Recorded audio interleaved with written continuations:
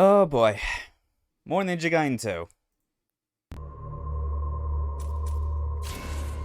Another day, and hopefully with a lot less controller battery disconnects this time.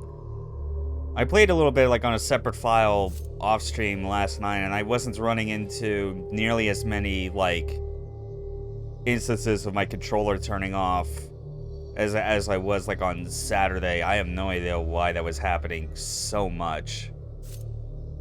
I guess I'll just try my best to keep holding the controller as stable as possible.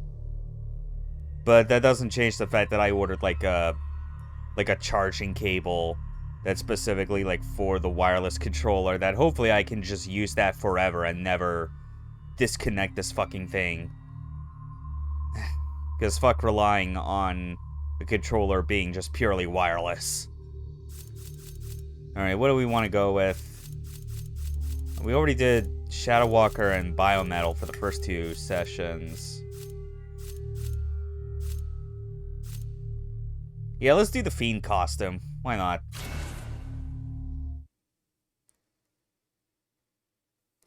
And then we can get on with Chapter 5 as we head over to Europe. Vaguely. I mean, clearly it's like the southern end, probably like around in Italy or something.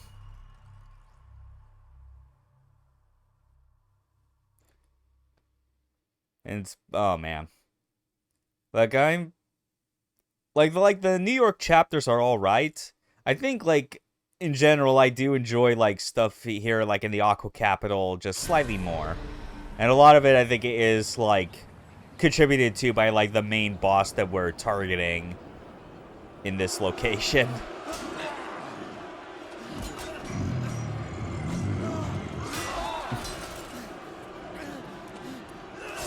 Yeah, this is just happening.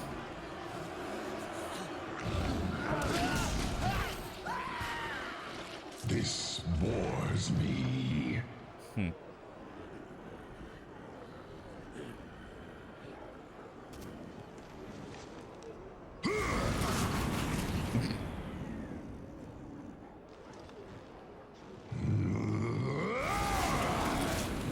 So fragile, the lot of them. So weak. I cannot stand another minute of this tedium. You will find me a mighty adversary. You will bring before me an opponent worthy of I, Wolf, greater fiend and ruler of storms. Accomplish this, and you shall be made ruler of this land. Wolf is great. These dumb werewolves are great.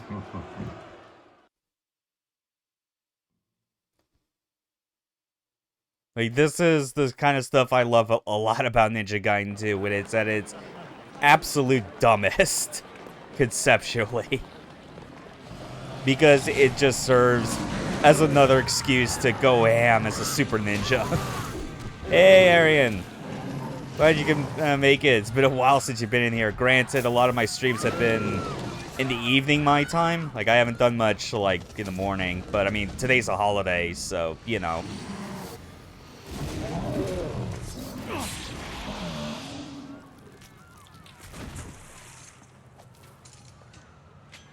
Yeah.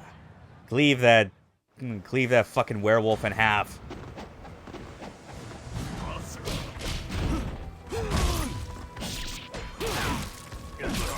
Oh, this feels nice.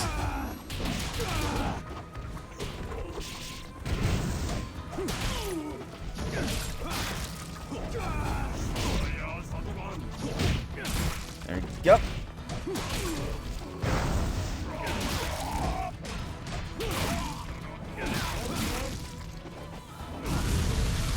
And got it. Oh man, somehow it missed the freaking mage of all things. Yeah, whatever.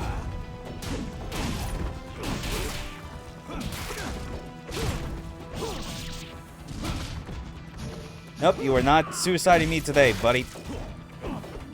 Okay. Yeah, Yeah, the dumbness it has on display is just so good. It is like pure video game. See, I guess like for a recap, the dogs and rocket launchers can go to hell. Yeah. Yeah, dogs, ninja dogs are still bastards, kind of like no matter the weapon you use.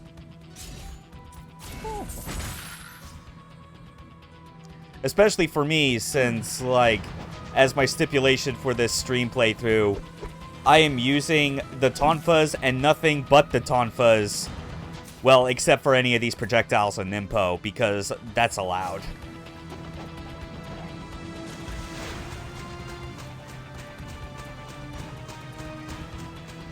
Alright. Let's get up to the bridge. We got some werewolves to take care of.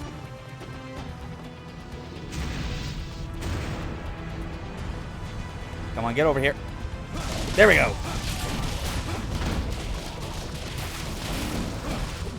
Oh, yeah. The hell does he think he's doing just like running like that amount of circles behind me? Jesus Christ. God damn, man. Well, at least he didn't start throwing body parts yet. That's something. So yeah, I always had problems with the Jesus run for some reason. Oh, you mean like the doing the whole water run stuff?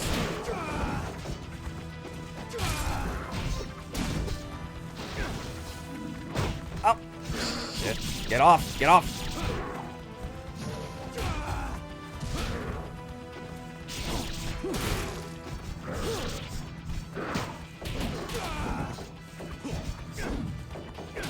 Come on, just get a OT. Thank you.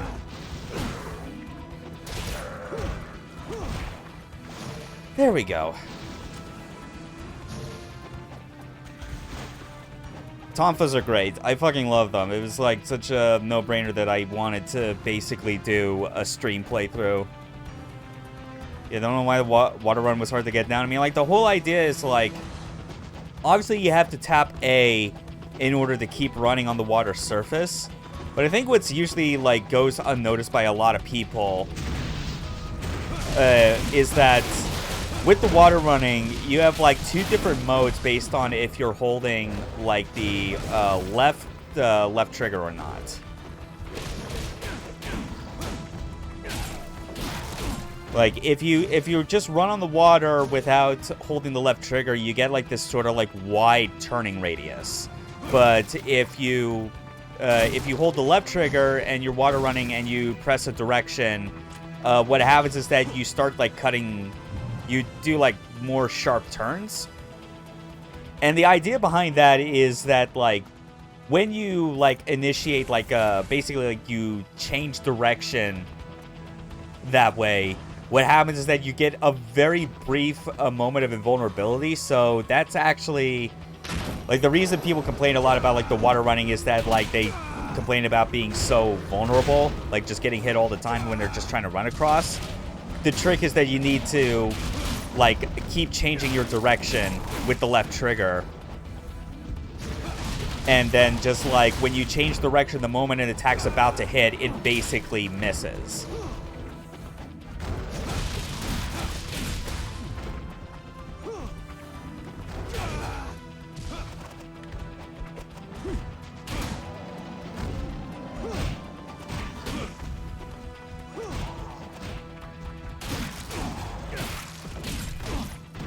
And that's, of course, like, not even getting into, like, the details regarding the fact that you can do, like, attacks on water and that some weapons are better suited to others. Like, one thing that I am definitely going to be missing as a result of... Yep, absolutely the 360 version. I do not have an Xbox One or Series whatever. And frankly, I don't care to have it. I'm still always going to be fine playing this version on the original hardware with all, like, the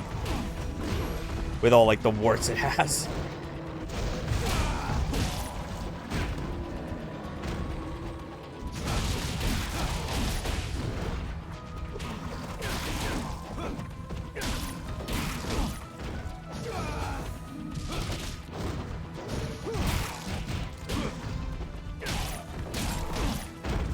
Yep.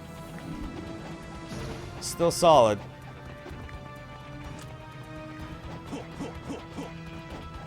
That's it. Part of me would not necessarily mind the chance to at least experience what like the game would be like with like less frame rate drops.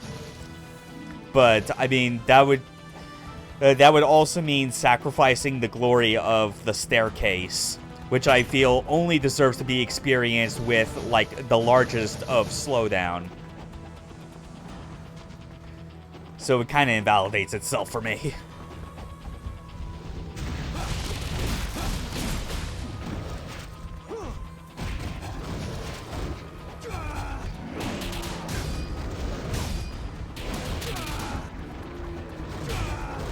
Goddamn, yeah, these werewolves are resilient against the Tonfas, even with it at being level 3.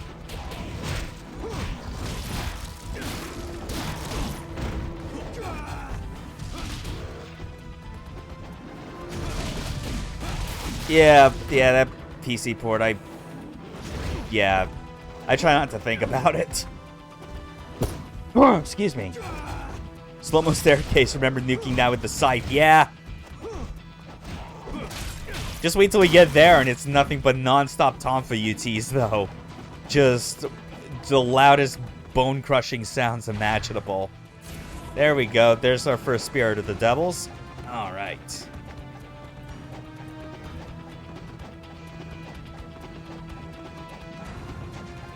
Yeah, there's just, like, the thing I always appreciated a lot when like, going through these, through this game where you just limit yourself to like one melee weapon and don't switch, is that like really does make you better appreciate how like it's totally doable to play through with just the same melee weapon all the way through, but they did a good job at balancing them so that like with certain enemies it makes more practical sense still to try and like use like other weapons for them. Like, the more heavier weapons make sense, obviously, with the werewolves. You know, Lunar, Scythe, that stuff. The way lighter weapons like Tonfas, and especially the Falcon's Talons, have always been, like, a weak spot when dealing with them.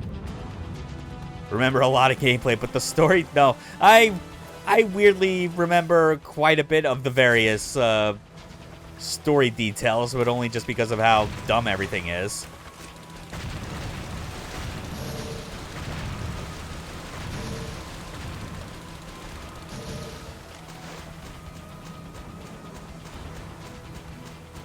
But yeah, you also see what I'm doing here, what I was talking about. Like, the scene that I'm just cutting directions very quickly. I'm, like, holding the left trigger.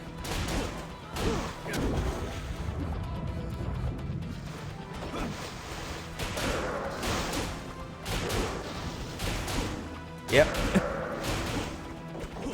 You just get them in the corner and they got no chance.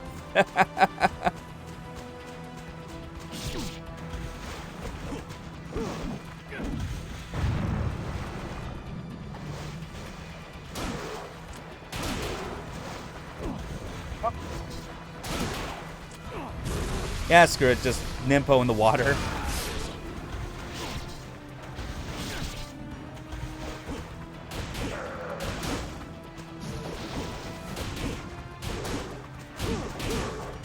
There we go.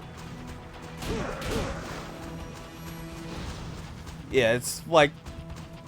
I totally get, like, the contention behind, like, what people feel about, like, the water running in this game. I still feel like taking out the water running combat entirely in Sigma 2 and limiting the water dragon boss was, like, not the way to solve that. Like, it's a good idea that, like, makes sense in the context of Ryu is, like, the apex of superhuman ability. Why wouldn't he be able to have a effortless time being able to fight enemies on land and water?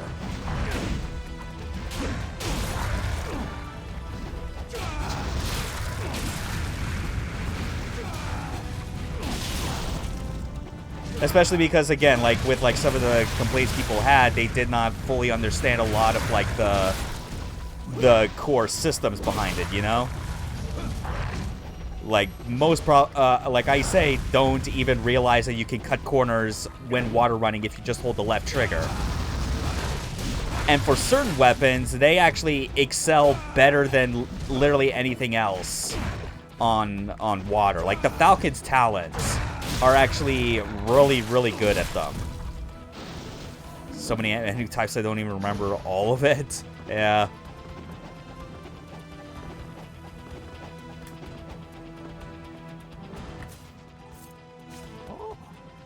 So I don't think I need to...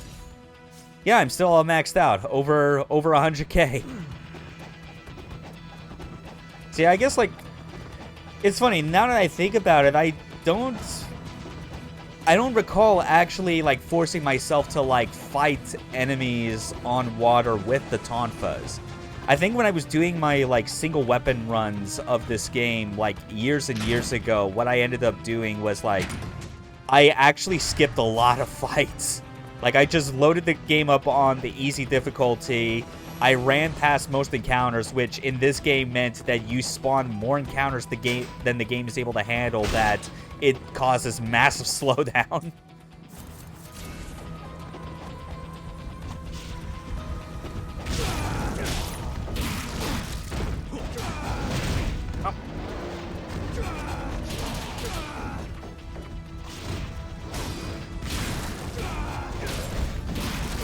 And, like, doing that, like, I'm pretty sure when it came to, like, the water running bits, I just did a lot of, like, I did not engage with the Tonfa, because by that point I had discovered that the Falcon's talons have extremely good combos for those situations.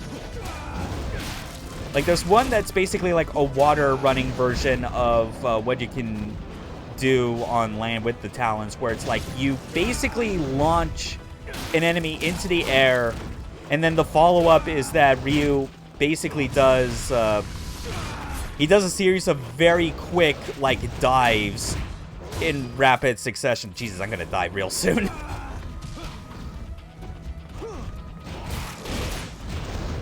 And, like, the best part about it is that if you did, like, the land version, it basically, you come out of it, like, in an on-landing status. Like, you have no sort of, like, recovery lag from landing if you transition that into, like, another action. If you do that on water, you can just tap A as soon as you hit the surface and you immediately go back into water running.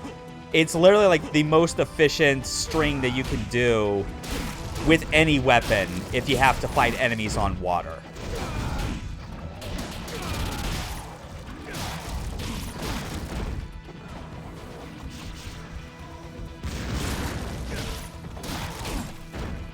So, not having that available as the Tonfas, I know, is just going to take me a bit of adjustment, but I think I'll manage.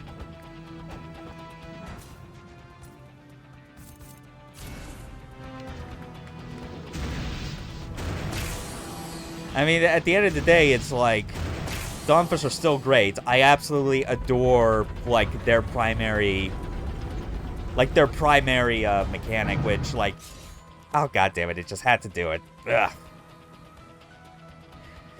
Ugh. That charging cable for, like, the wireless 360 controller can't come soon enough, because then I can just forego, like, needing to rely on these fucking batteries. Because it's not the fault of the batteries not having enough power. Yeah, it's, yeah, like those, like those kind of players, they're few and far between.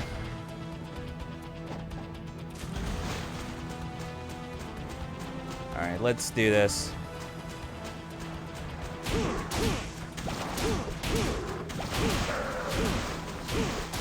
Yeah.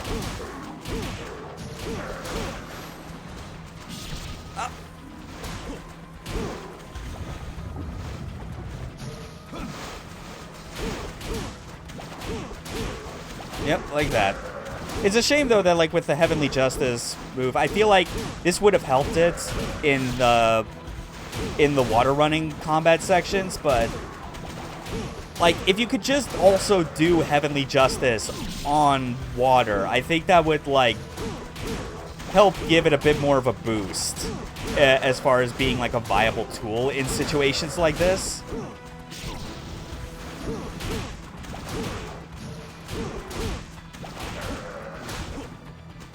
Because like just that like short iframe dash that you can then chain into like either specific follow-ups or even block cancel it into like your own like custom combos is really cool. Something I talked about plenty like in the very first session of streaming this, like back on Friday, where like I basically described, you know, just what the specifics of Heavenly Justice were and how it ties into like a very hidden and understated mechanic that is like a byproduct of like Team Ninja's work on DOA. I might explain it again if people are like that like are interested in knowing that may not have like caught the first stream of this. I mean, I don't mind explaining it however many times it takes, just because I could go on and on about Ninja Gaiden mechanics all day. Anyway, enough of these. We're just gonna take our chances. Yep, you see what I'm doing. Like, I got past those jellyfish without taking damage because I was constantly, like, changing direction with the L trigger. Sure? Okay, yeah. So, I guess it's like a recap of what Heavenly Justice is. It's a step cancel where you activate it with either pressing A or left trigger in a direction during a move that can be canceled into it. Not every normal attack can be canceled. Obviously, if there's an attack, like if there's a hit during a string that takes you up into the air, that can't be canceled. There's also very, very specific ground hits that cannot be canceled out of. But the idea is that when you do it, you, like, get this effect. You know? Really cool. Like, because of it having the after image effect, that means, like, you're completely invulnerable if you time it correctly. Oh, fuck off!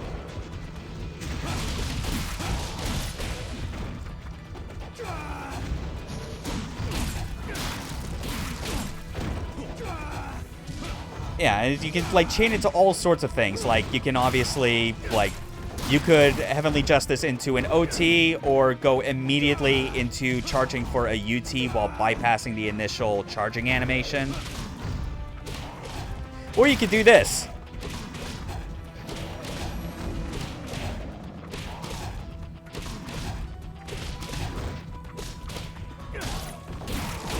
Like, what that is the other half of the equation and why, like, I absolutely love the Tonfas. And it relates to that hidden mechanic I was talking about that's like a byproduct of Team Ninja's work on DOA, which I generally call it block canceling since it requires you pressing the left trigger, which is to block. But, like, the more accurate thing to describe it as is that it's an input buffer cancel. Like, much like in DOA and Virtua Fighter, like, if you press the game's block button at any point, it cancels the input buffer, resets it back to the beginning so that whatever string that you're locked into, you are no longer stuck with having to either A, finish it like normal as you would here, or just waiting longer than is necessary to return to neutral so you can start a new combo. Instead, you just tap L trigger just once at any point during a move of some kind, which Heavenly Justice counts as. So, like, I can just immediately go back into the first hit of the Tonfa's, like, light hit combo as soon as, as soon as the active frames, or, like, even the recovery, I think, is done. Yeah. Yeah, like, once, like, the very moment that your recovery frames can be canceled out of into something else. It's really cool. I keep maintaining that I wish it was something that not only players recognize more, but that that also Team Ninja themselves would still recognize that that was a thing they put in here and try and find ways to, like, better emphasize it. Because Arian, yeah, like we both play DMC. We all know about, like, the debate about, like, how, like, that game's, like, handling of, like, creating combos is very different compared to Ninja Gaiden. Like, this is absolutely like a dial a string type of system. And people kind of look at it and be like, oh, because of that, it's not free form. You don't have... You're very limited in what options you have once you get started into a string. Except it's like you have this like input buffer canceling trick that essentially gives you the kind of freedom you actually are able to get with combos. Because guess what? Doing like long form combos in DOA and Virtua Fighter are done exactly that way. There are some that can only be done if you tap G and reset your buffer so you can go straight to the beginning of a different string that is more efficient for like carrying your opponents.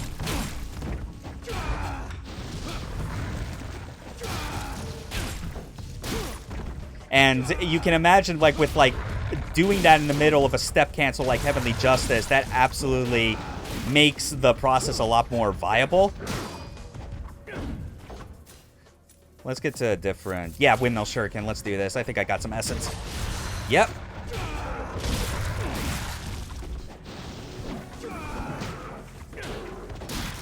Also, I love that the 360 Y attack, once it gets started... Like, Ryu actually has complete iframes through it, which is something I only discovered very recently because, it shows that I need to take the time to watch more of, like, JTB's, like, streams and videos since he has continued to keep, like, pumping out more and more content, and I have not stopped. And like, I stopped after a while a couple years ago, but I should have kept watching because, goddamn, man. Which devs in general will give players a better deep dive into systems. Exactly. Like there's a point where I understand the need to, like, maybe it's not necessary to explain everything just so that there's room for, like, discoverability. But sometimes it's like, you know, sometimes it wouldn't hurt just to put, like, out of the way in a game like an encyclopedia of some kind that just breaks down every single system your game has, so that the people who care about it and don't want to have to, like, go looking around for, like, people, like, kind of unearthing that info by themselves with potential, like, inaccuracies, they could just get it right there straight from the source. That'd be, like, insanely better. I know I would do that.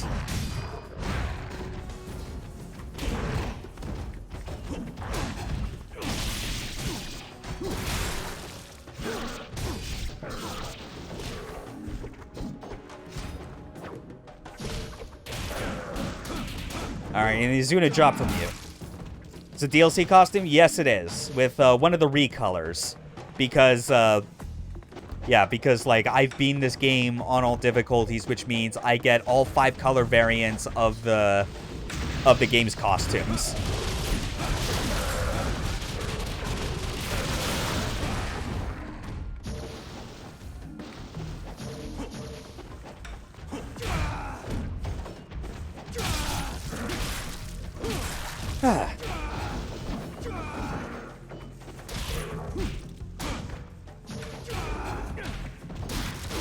Yeah, this is the, except for me, I could never get those. That's a shame, yeah.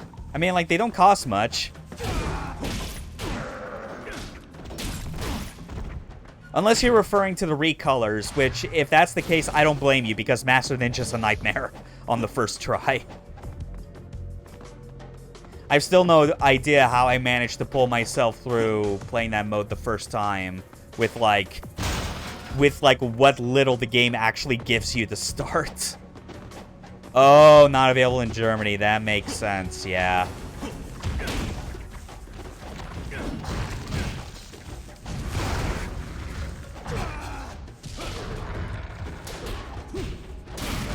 Oh, damn it. Oh my god, these assholes.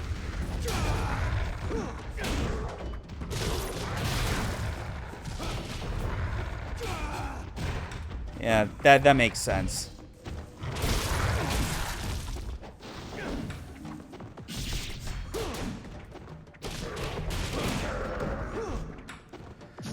Whew, taking a lot of damage, but not too bad.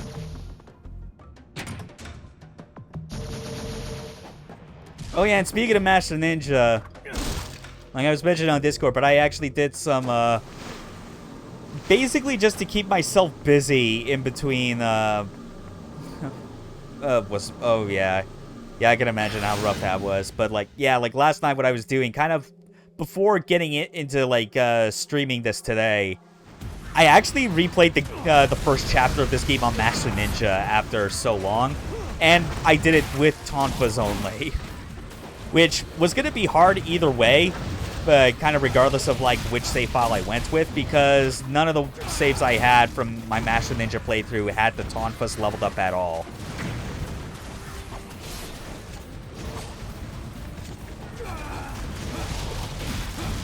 And honestly, less hellish than I was expecting. I'm not sure, like... Yeah, like, I'm not sure how much of that could be chalked up to, like, actual skill, because it's like... I feel like I sometimes have, like, this weird moment where it's like... I don't necessarily go out of my way to, like, keep practicing a game, like, as, like, a regular routine. So, like, I'll take long breaks as necessary. Like, it had been, like, a good while since I had booted up Ninja Gaiden 2 in any form. I think maybe, like, 2 or 3 years ago was the last time. But that didn't stop me from, like, you know, watching other people play, you know, like, content from, like, JTB and the like. And just, yeah, just the fact that, like, I had, like, so much more tools. I think that actually was, like, the bigger contributing factor to it, was just realizing that, oh, yeah, I have all the projectiles now. I have all the Nimpo. What is there to stop me with just deleting a bunch of incendiary shuriken ninjas because I do not feel like playing their game? But it also just kind of, like, goes back to, like, even with, like, Ninja Gaiden in general... I never had the, like, the chance to, like, actually play the games, like, in my own home, because, I mean, like, I would have been too young at the time for, like, for my parents to, like, be okay with that. But that didn't stop me from, like, watching a ton of videos, like, on, like, the early days of YouTube and Iberian's Realm and, like, any places where, like, just skilled Ninja Gaiden players were going through the game and showing how it was meant to be done. And I just learned from that by the time I got around to, like, actually playing, like, Sigma, because there was still a few years before I got myself an OG Xbox, and then NG Black, that it was like, I felt like I had become an expert, even though I had barely touched the game at all outside of, like, I don't know, like, one time on, like, a friend's Xbox in late elementary school who had the game, and we were all, like, taking turns, like, each time we died. And that counts as Tonfa only? Yeah. Yeah, it does. Like, it's, I consider it Tonfa only the same way that, like, playing a level of Doom Eternal with just the super shotgun still counts if you're still using things like your grenades, flame belch, blood punch, chainsaw, all that stuff. And honestly, I feel like that's necessary. I can't imagine, like, a playthrough of this game where you don't go out of your way to, like, take advantage of projectiles in some way or the other.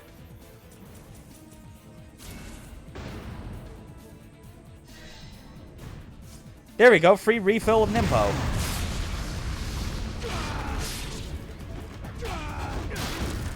But yeah, that's the best part that I absolutely love with Heavenly Justice. Like, if you do the flying swallow to an enemy, and it's like, it doesn't stagger them, and you can tell that they're powering up for, like, a powerful hit, you can, like, just press A to just, like, Heavenly Justice through it. It is such a fantastic move. It is the sort of thing where it's like, of all the weapons I would want to, like, continue to, like, exist in, like, a future Ninja Gaiden if there ever was one, like, obviously, Dragon Sword will always be there no matter what. It is Ryu's primary weapon. It always will be that. But goddammit, I would be fine with, like, giving stuff like the Lunar and the Vigorian Flails a break if it meant that the only other legacy weapon they carry forward is the Tonfas.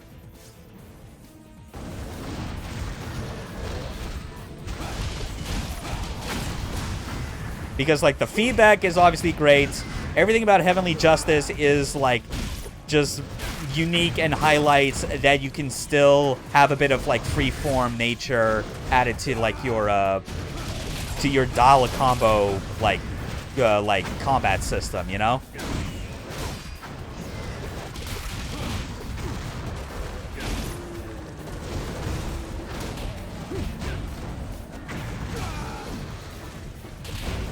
Okay.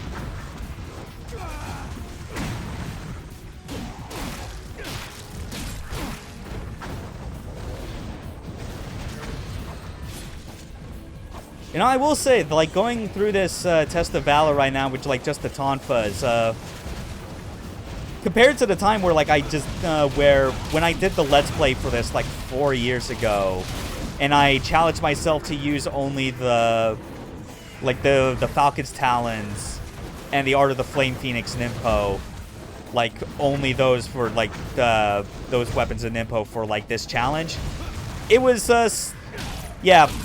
What I'm doing right now, not as hard, though still pretty challenging. Like, I would be making mincemeat out of these werewolves easily if I just let loose with the scythe or the dual swords.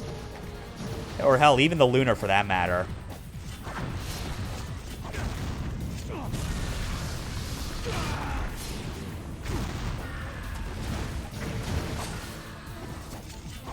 That barely hit, but... God, I love how potent this windmill shuriken is on the gargoyles, because it's like, more often than not, it just leads to like an easy decapitation.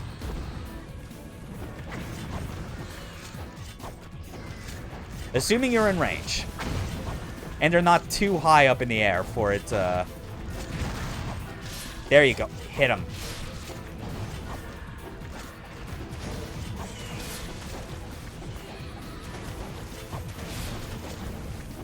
Ryu's auto-targeting for projectiles is certainly one of those things that always leaves a bit to be desired.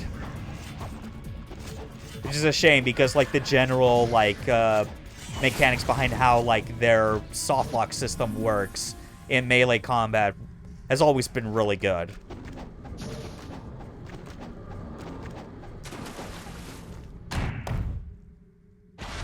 There we go, Jewel of the Demon Seal. It's our second one, actually. Let's see. Yeah, I already upgraded this to level 2. Yeah, I'll get this to level 3. I know it'll be, like, useful, I think, once we get to the boss of the chapter.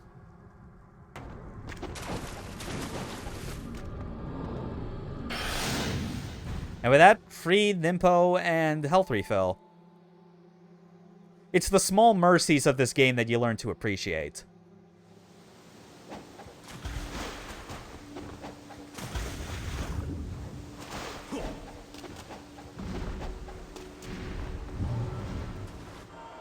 Oh yeah, I should just do this, actually. Should have saved first before, like, triggering the,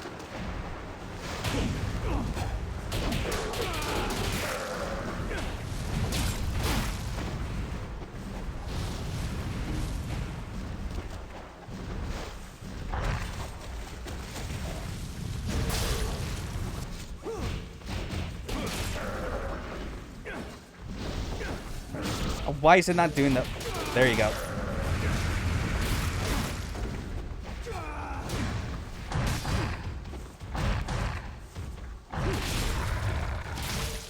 Yeah, that's just a clusterfuck on screen.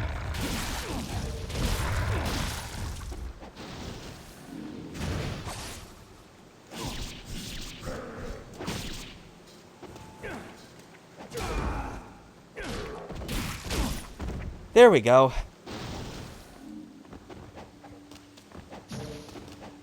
I need to swim around a little bit up here because I'm forgetting if there's a chest. Like on this side, or if it's just on the opposite.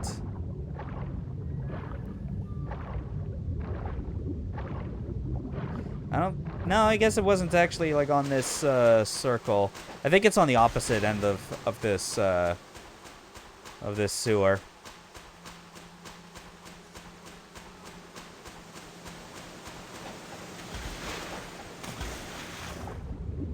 Yep, it was right over there. Some free health. Always appreciated.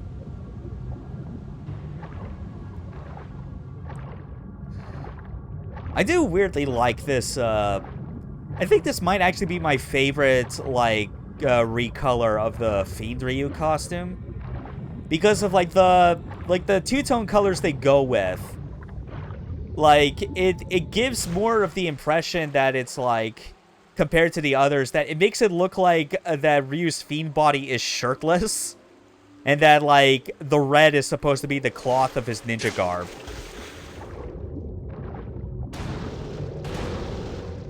Anyway, we got Ghostfish. Yay, Ghostfish.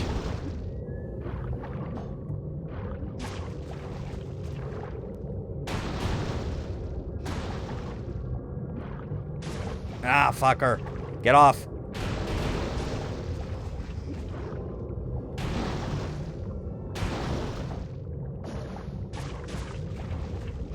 Every time.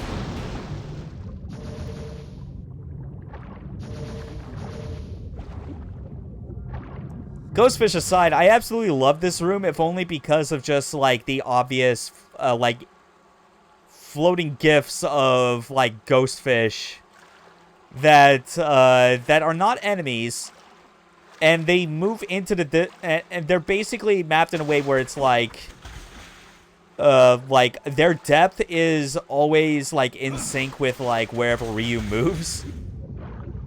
But it's a cheap visual effect that I still remember being amazing, just as far as, like, you know, you learned of the reputation of the Ghostfish from Ninja Gaiden 1, and then you get to a whole room where you see a bunch of those fuckers in the distance, and it almost gives you a heart attack thinking, oh god, I have to fight that many. But as it turns out, no, you don't. What you actually have to do is just, like, go around, like, near where these chests are. Just switch to PC, that works better. Oh, okay, that's where you went then? Alright.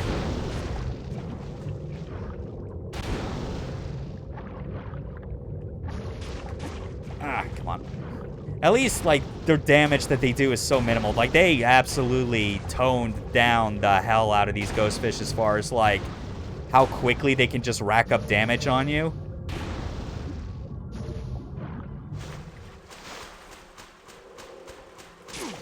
Oh, damn it. There was one more asshole over here. There you go. See if I can still remember, though. Woke up anyways, unusual time, I know. Really? Oh. Well, either way, I still appreciate the company.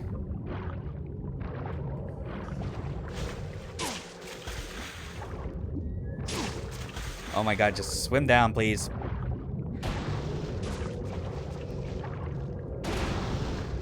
It is ultimately more practical to, like, swing at these Ghostfish when you're underwater than on the surface of the water. Because pressing X or Y will always, like... It's designed for you to immediately transition into a water run. Good entertainment while in quarantine. That's true. We all definitely need it from time to time. Which in that case, I hope your recovery is still going well, man. I've still been fortunate enough to like, avoid it.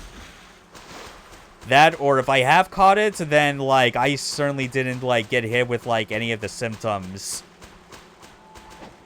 And that's just on top of the fact that I'm always just doing everything to, like, be extra careful wherever I go. Actually, I need to check back here. Was there, like, a chest? Yeah, there was. Yeah, I didn't open this, actually. Okay.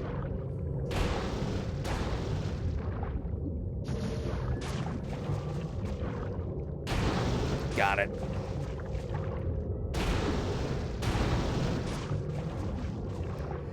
Yeah, this way there's kind of no way avoiding damage when trying to fight underwater against these Ghostfish with the Tonfas. There are other weapons that are actually better suited to this, you know? Like the Lunar is actually, I think, the best one for it. Because, like, I think it's the Lunar's underwater Y move, where Ryu just, like, spins the lunar staff repeatedly in order to, like, propel himself forward. And it has really good tracking. Like, it's very good at, like, if you point in the direction and then press Y, it'll just, like, change, like, where you're facing to that direction and start moving there. Gatling works as if you want to go Tonfa only. That's true. Also, holy shit, Farnham. Cool to see you drop by. Assuming I'm not misremembering the name correctly, and you are the one that has like all those like various Ninja Gaiden 2 tutorials that I've seen on YouTube from the past few years.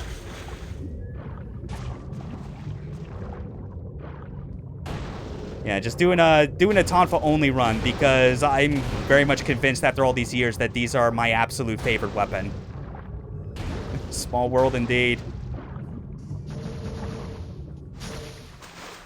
Yeah, Tonfa, Way of the Warrior, because I do like to take things easy in this game from time to time.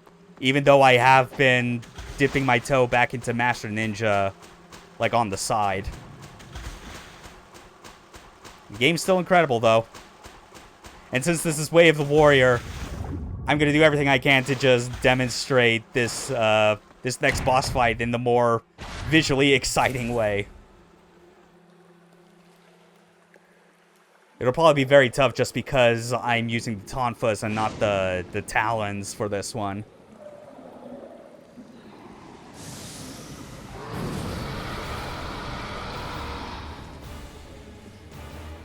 Yep.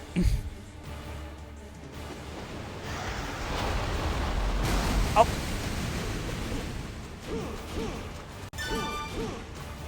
Sensei Ryabusa, thanks for the follow, dude. Oh. Oh, okay. Oh god, he's And Farnham, thanks as well, man. Let's see, you know, screw it, I actually have I have 9 Life of the Gods, so just gonna pop this right now. Ghostfish are the bane of my existence, but that was black. Yeah, black and especially vanilla NG4. Like, I think that is the roughest Ghostfish I've ever been. The context for this boss, about as much context as, like, any of the other bosses that are just, like, there are fiends in the world right now causing problems. Ryu has to kill them all.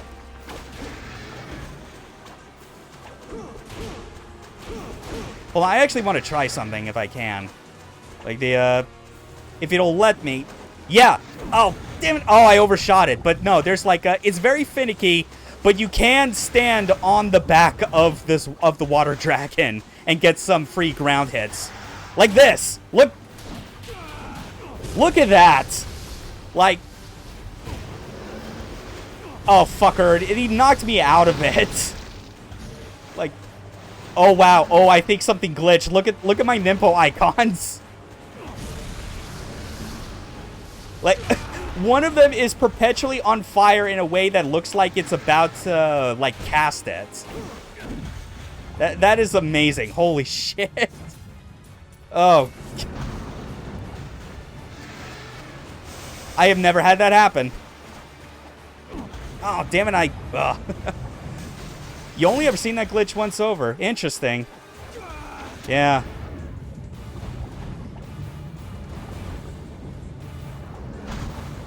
Yeah, I'll be honest, it's like, I cannot call this boss fight a good one, but it's one that I would, like, treat like it's a guilty pleasure, you know? Because it's like, it is a boss where, like, its intent is that it wants you to, like, make use of, like, your water running mechanics. And the fact that you can fight while running on water, so why wouldn't you?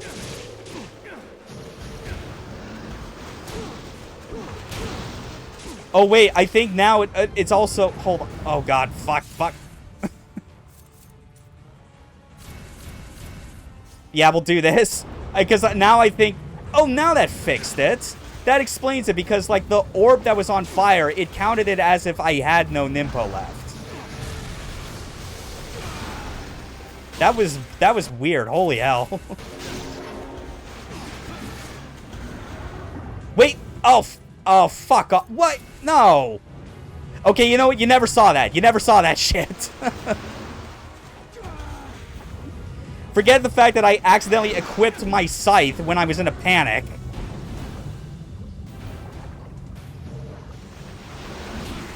There it is. And the camera got offset in a very weird way. Yeah, I was just panicking so hard because I was really like, oh shoot, I don't have Nimpo. Oh shit, oh fuck. Oh yeah. The OT is good. Though, the OT for this thing is extra good if you're using a bladed weapon because you just slice the dude's neck open. I love it. Oh, man.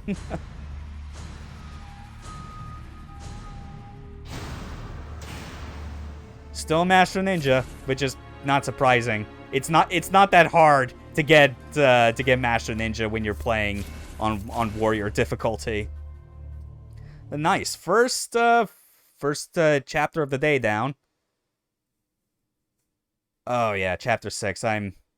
Oh, the memories are flooding back with this next one because it's got even more ridiculous shit I love. Including Tomonobu Itagaki's like only motion capture performance in his entire career. I love that was a thing that they did and felt the need to like put in the credits for this game to let you know that that's actually what happened. They should have been the other way around with the rankings. Yeah. A little bit. Or just do things in a way that is like designed so that, because I remember Ninja Dog on Ninja Gaiden Black actually did this, where they skewed the game's scoring in a way where it was actually, I think, next to impossible to get Master Ninja on it. Like, I think maybe the highest rank you would ever get on there was maybe, like, Lesser Ninja or Greater Ninja, I think. Like, I only ever briefly messed around with Ninja Dog mode on a whim to kind of see, like, how they made it, like, quote-unquote easier, because I always felt like it was not anywhere close to being, like, the most accessible, easy mode that they made it out to be. Like, yeah, they gave you some extra benefits, but it was so close to, like, the kind of game that you had on the normal difficulty that I always felt like if you somehow get through that game on Ninja Dog, you have no excuse to not also try and, like, do normal mode afterwards. But yeah, something where it's like, I don't know why I thought there was solid ground there. Okay, come on. There we go. Back up top. But yeah, I do actually, like, find that there would be, like, some value in other action games coming out where, like, the idea is, like, if you want, like, the more reliable way of getting the highest rank possible for a mission, you played on its highest difficulty. Either because they just have, like, more score opportunities, or, like, more enemies, or what have you.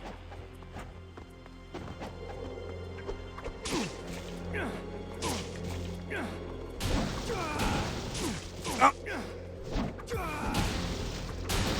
There it is. Okay. I just actually remembered, I think, at the right moment as well, when I was doing that 360Y, because, you know, funny enough, just, like, in getting back into this, I've also been watching JTB's content again, and just being reminded how it's, like, when you do any of, like, those big moves that have, like, a lot of iframes throughout the recovery, you do not want to hit any buttons, because that cancels out the recovery and therefore the iframes.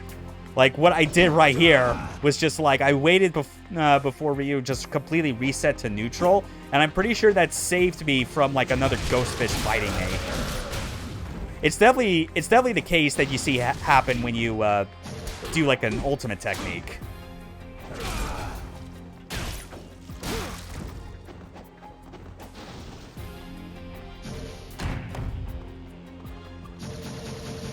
Yeah, just all the nuances of this game that, like, I'm so glad as time goes on that more and more are discovering.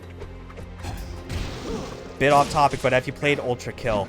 Not put on the list for when it leaves early access. Yeah, I've been aware of Ultra Kill for a while, and I've absolutely been waiting for it to come out of early access, though I might actually, I don't know, maybe I will just, like, get it afterwards, because the thing is like, I'm more into, like, just, getting my games through GOG if I can, because yay, DRM free, and Ultra Kill is slated to come out there, but the early access version is Steam only, so it's like, I mean, who knows, maybe I would double dip on Ultra Kill, but I'd rather not double dip for any game if I can help it. But I mean, That's still in early access, and like the stuff they've been adding to it continues to look great. Gloomwood next month is gonna be arriving on early access, which I am super excited for. You know, just the big Looking Glass tribute game from New Blood.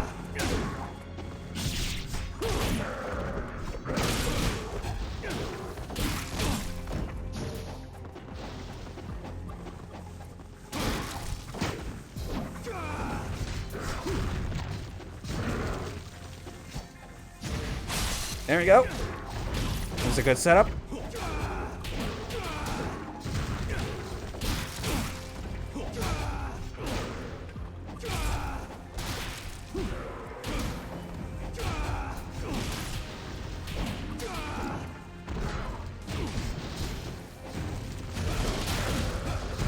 Yeah. Yeah, Gloomwood looks really good. It's kind of insane just looking at like the developers like continued progress on it and how it's like they still had that demo out like since like last year, I think it was. Yeah. And god, like that thing has like seen so many changes and like new features added. That looks really good. And now, like, with the last trailer, they showed, oh yeah, we still got Stephen Waite, you know, of Caleb fame from Blood, doing a voice, but also they got Shodan herself voicing a character as well, which I'm like, yep, that's the best power moves you could make for a game like this.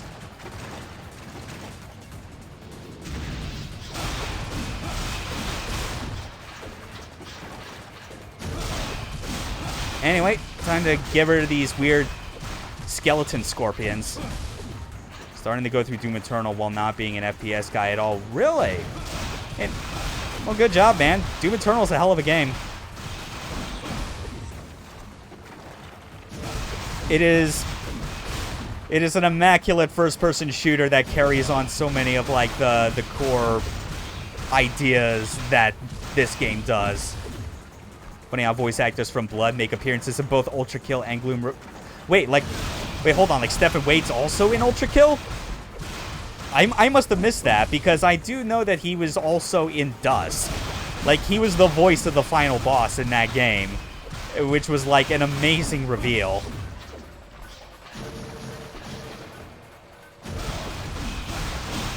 But yeah, I guess it makes sense now. I guess, like, Stephen Waite's number is just on speed dial for Dave Austri, just to call up whenever. It's like, hey, you're down for this, right?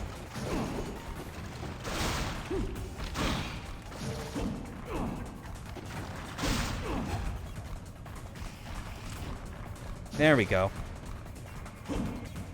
Oh yeah, fun fact I actually want to get out of the way about like one of my favorite moves of this game, which is forward YY, where like he does the double Tonfa thrust. Between like both like the stream footage and like my off-stream practice, I discovered like one thing that's helpful about that move is the hitbox not only extends to like the forward direction you're going in, but also during parts of the animation extends backwards, because like Ryu kind of rotates his whole body during that.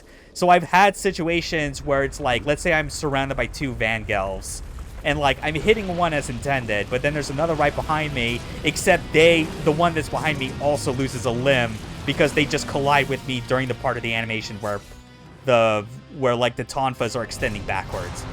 Anyway, here's Itagaki in video game form.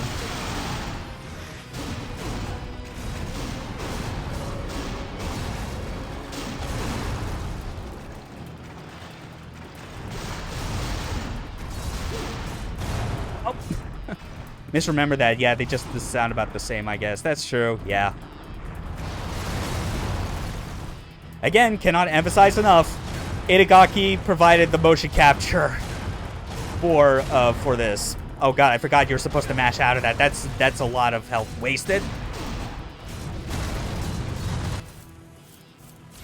Yeah, just to be safe.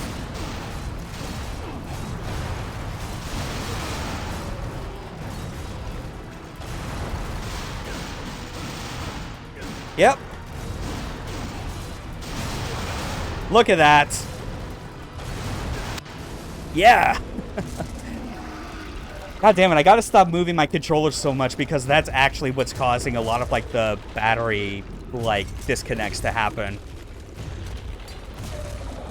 It was, but yeah, like, the story behind it is that it's, like, with this particular enemy, like, Itagaki wanted it to have, like, the menacing energy of, like, a drunken salaryman just, stumbling through the streets of, like, Ikebukuro or something.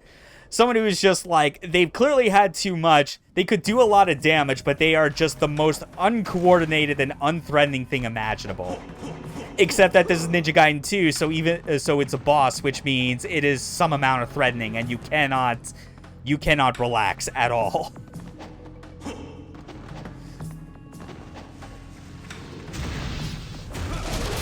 In fact, there was, like, I think even an interview with, like, some old Team Ninja staff, like, after, like, during the early days of, like, when they formed Valhalla, you know, when they were working on Devil's Third, and it was with one of the animators that worked with Itagaki back at Team Ninja and talked about, like, the whole drunken skeleton thing, and how he was like, I kept getting told that I needed to make him look more like a drunk. And Itagaki was like, wait, did I really tell you to do that? And he's like, yes, you did. Don't even lie. Those interviews were great. Like, I wish that they were easily accessible without having to, like, dig through Internet Archive pages because of how, like, Valhalla's website is just, like, no longer really, like, updated, assuming it's even still active. Because so much of, like, their plans with Devil's Third and whatnot certainly fell through. But hey, it's all well and good. We're getting Wanted Dead, the spiritual successor, which, like, is vindicating me 7 years after the fact.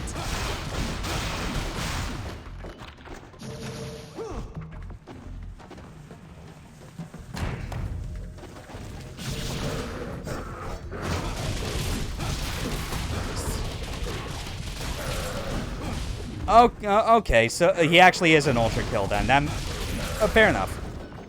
Still, good on him. He's a great voice actor.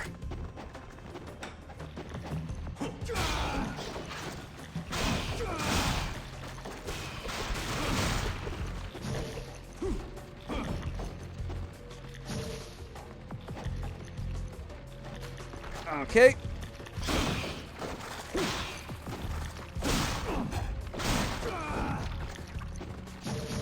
Considering Soleil bought Valhalla now, I doubt we'll hear from Valhalla again. Yeah, well, it's less bots. I think it was, like, Soleil themselves were the subsidiary that did the most of the grunt work, and they just became independent. But yeah, as it stands, it's like if Soleil going public wasn't enough, I mean, the fact that Itagaki now has, like, another new studio, that he's apparently working on something there now. Like, yeah, the Valhalla project basically died.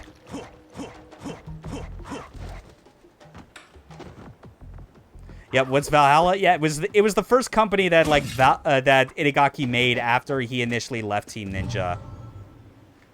You know, like, him and, like, the 30 other, like, ex-Team Ninja guys that left with him, like, after the completion of this game, they went there, their big game was going to be Devil's Third, and then the development troubles happened with Devil's Third. Oh, wow, I think because I left a lot of, like, those, skeleton scorpions alive down there, the game is still keeping track of them, so now the game's running in slow motion. Oh, no. Oh, no. I'll never have my Devil's Third, too. Hey, like, Wanted Dead's the closest we're getting to that. Also, goddamn, like, I fucking love Devil's Third. Fuck the haters.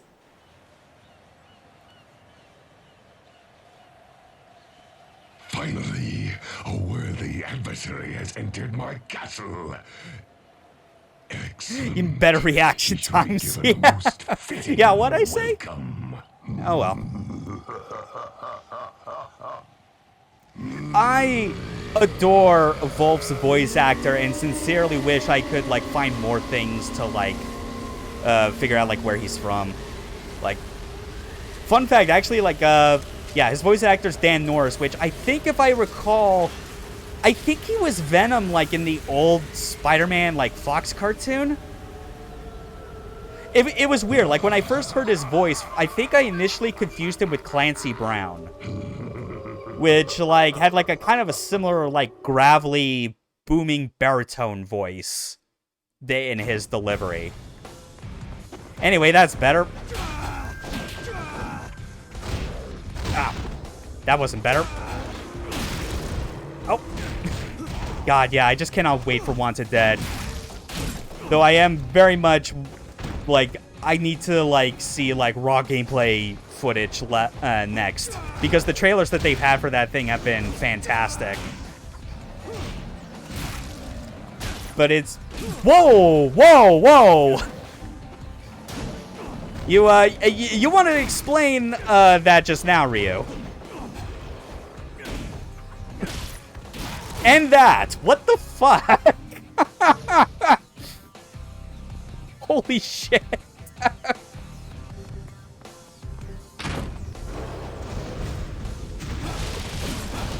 Like...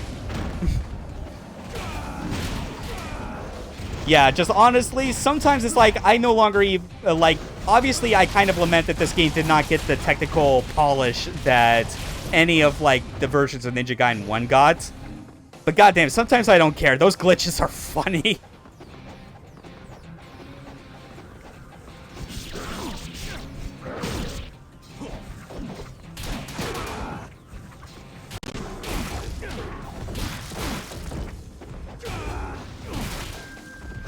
Darren Norris was Jorgen von Strangle in Fairly Odd Parents. Okay, that makes sense, yeah. Yeah, when in doubt, always just assume that, like, a lot of, like, early, like, notable video game voice actors always had, like, some amount of credits doing cartoons. I mean, like, this game already has, like, some other familiar voice actors to them. Like Alexei, the lightning fiend that you fight on the top of the Statue of Liberty is voiced by Robin Atkin Downs. And then there's, like, another greater fiend, Zidonius, who's just straight up Steve Bloom, and he's great. Josh Keaton is Ryu, who I think is, like, I still maintain is, like, the best English voice actor that Ryu ever got. Better than Troy Baker by a long shot. Because it just, because it at least feels like Josh Keaton's trying to, like, he's given a specific direction to work with that feels more like Ryu, how Ryu would sound in an English context. Whereas Troy Baker as Ryu just sounds like Troy Baker. He's just doing the Troy Baker voice and that's it.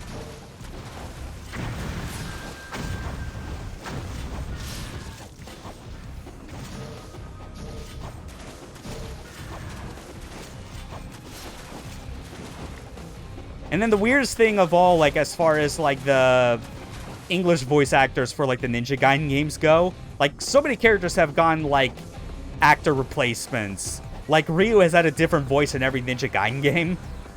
But Ayane, in all of her cameos, has maintained the same voice every single time. It has always been Janice Kuei. Even when DOA 5 came out and they, like, went with, like, yeah, we're just gonna make her Wendy Lee.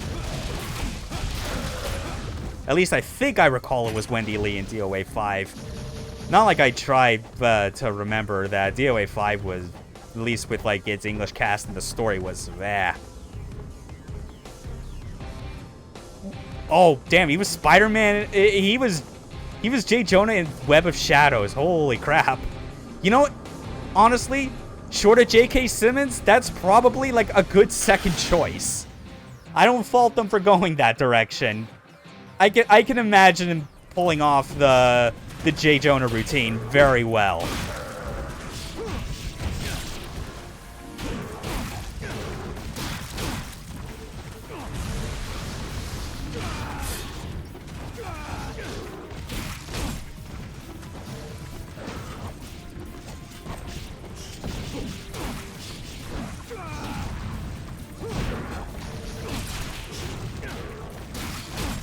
Could have sworn it was Simmons in that game. Oh, wow. So he really did do a good job. That's amazing.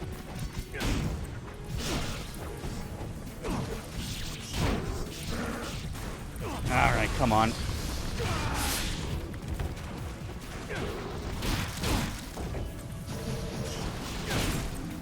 Yeah, freaking bats.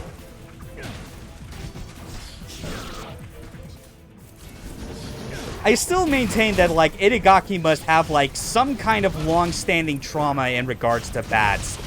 As an explanation for why he has them as enemies in so many of his games, that they're so ravenous.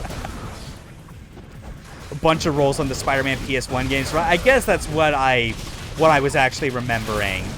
Like, I think he voices Venom in that game, and for some reason I was like, because that came out around the time when, like, the Fox Spider-Man cartoon was a thing, I had assumed that they had just gotten all the same actors.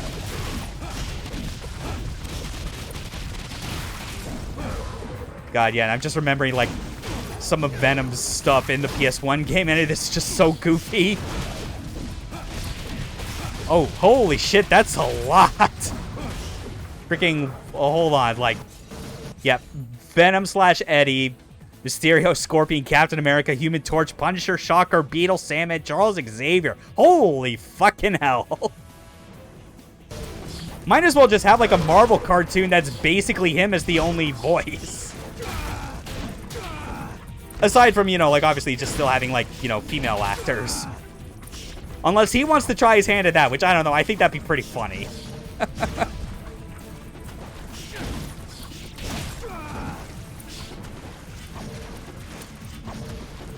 Ever done a what-if mode run of those games? I have not, actually, no. I'll admit, like, I haven't really spent nearly as much time with a lot of Spider-Man games as I probably should.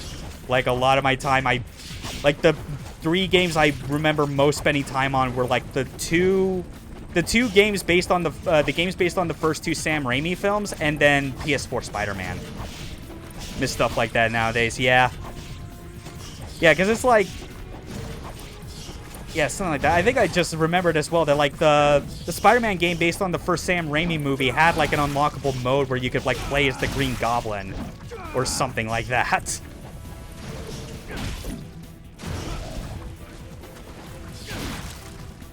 Yeah. Yeah.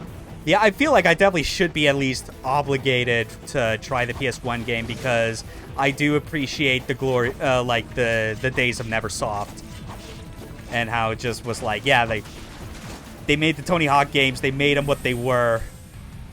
360 games had some really cool stuff in them as well. Yeah, yeah, stuff like the. Wait, you talking about the stuff like Shattered Dimensions and whatnot? Although I think Web of Shadows was also on 360, so I guess that's like an easily playable avenue for me to check out. Yeah, that could work. And there we go. 4th trial down. That's good. Goblin mode existed only because they changed the voice actor to Toby and they wanted to use the other actor's lines anyway. That makes sense.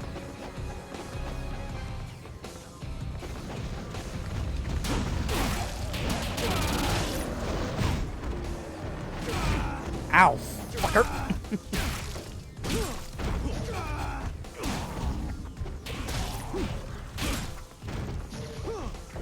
A lot better.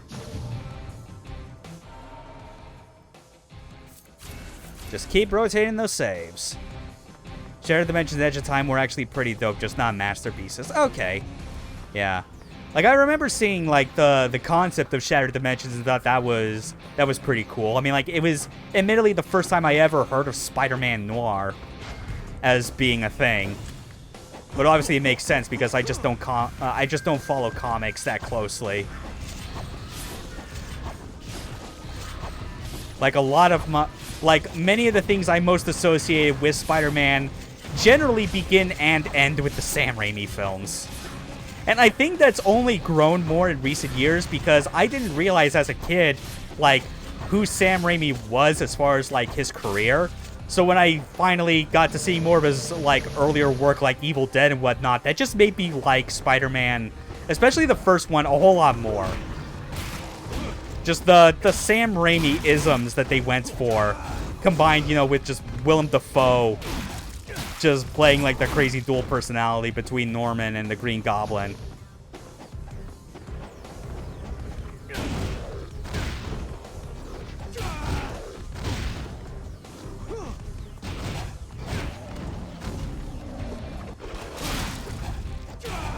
There we go. Gotta remember to, like, use some of the, more practical moves I have against these werewolves, because, God, they really do just, like, plow through so many of your moves. Kind of like the first two movies way more than the third. Oh, yeah, it's like, I like the third movie, like, I don't really like the third movie that much, admittedly. Yeah.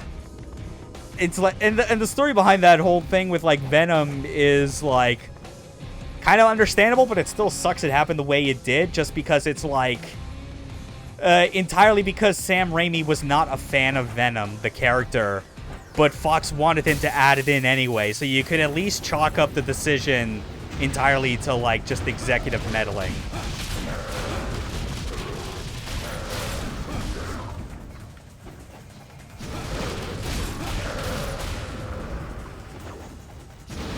That said, though, Bully Maguire scenes are still pretty funny to look back on. Just because everything to do with, like, Peter Parker trying to act like he's such a bad boy is, like... He's not even, like, succeeding at being, like, an edgy type of bad boy character when he's under the symbiote's influence. He's more like, it's like if you've ever been exposed to any of those, like, direct-to-VHS Christian films, and, like, if they, like, try and, like, show, like, maybe, like, there's, like, the kid that went down the wrong path, and, like, worldly desires and whatnot, and is turned into kind of an asshole. But even the way he's an asshole is still, like, so much more tame and infinitely lamer than actual people would be in real life if they just, like, forego Christianity entirely and go, yeah, I'm just gonna do what I want. Fuck you. Cartoon Spider-Man was more evil than Bully Spider-Man. I believe it. I still remember that Shocker line. He's gonna chase that fucker to the ends of the earth.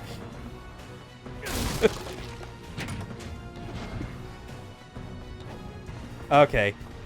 Oh yeah, now we're actually coming up on one of my favorite instances of what I like to call spawning multiple encounters and just having the game slow to a crawl because it cannot handle it.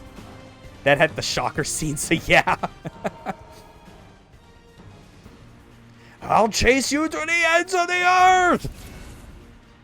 That probably wasn't even close to nailing, like, the delivery he went for. Just, like... God, just, like, that voice actor went absolutely fucking insane in that moment. Okay, here we go. There's another door. Let's do this. Oh, yeah. This is gonna be fun. Check this shit out. Unfortunately, I think it's still less enemies than if I were to do this unpatched. Because, holy hell. We are Dynasty Warriors now. Or as I like to say, better than Dynasty Warriors because it has a good combat system.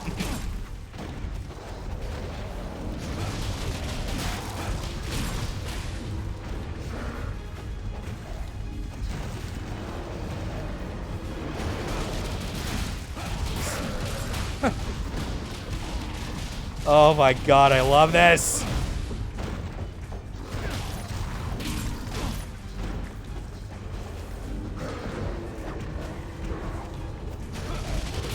I don't care if this is just a chain of UTs. This is way too good to pass up. I gave up on my rule at the start of this to do, like, only one UT per save statue long ago.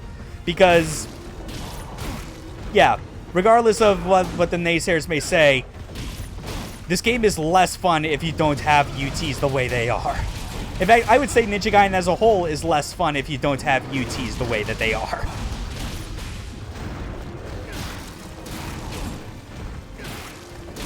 You found disturbing for their lack of fur. Yeah, it is weird how it is. They're just skin werewolves. Like, they don't have, like, any of the furriness to them.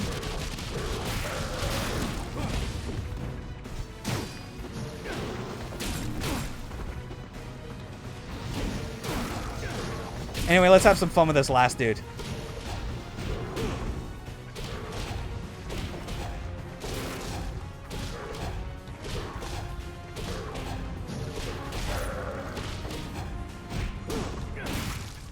Look at that. That's certainly a reliable way to, like, if you're down to just one enemy left and you want to milk as many hits on the combo multiplier to get a boost in essence drops. I mean, like, that's a good way to do it. But look at what happened to Stranger in Paradise when Fur was on. It might have been for the better. Oh, God. It's already bad enough that, like, that game is Epic Store exclusive when I really wish it wasn't. But now it's like that whole PC port was made extra worse by the fact that it is, like, way more unoptimized than, like, either of the two Neo games were on PC. Like, it's to a degree where it's like, I don't know if I can't bring myself to blame that on the devs at Team Ninja for that. That had to have been just the result of like, schedule and priorities for Square Enix, because they seem to have, like, their partnerships with certain developers on making particular games always seems to end up cursed in some regards.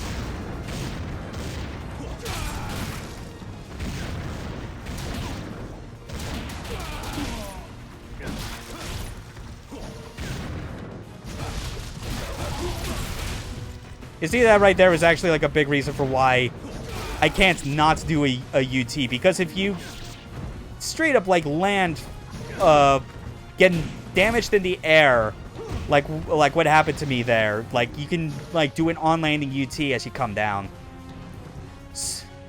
Square and PC ports in general, even. That's true. Yeah. But it felt extra weird considering you looked at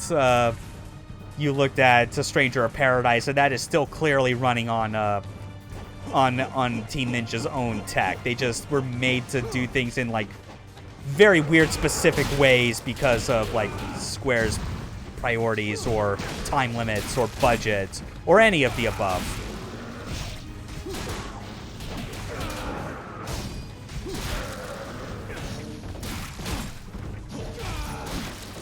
Oh god, yeah, like that version still hasn't been fixed yet. Damn, that sucks. Oh yeah. When you heavenly justice into overlapping storms, that is true bliss. Assuming you get the input right, because you have to do that 360 motion really quick. Especially because you might accidentally buffer in an extra dash, like, during that. Like that. That's very hard to do.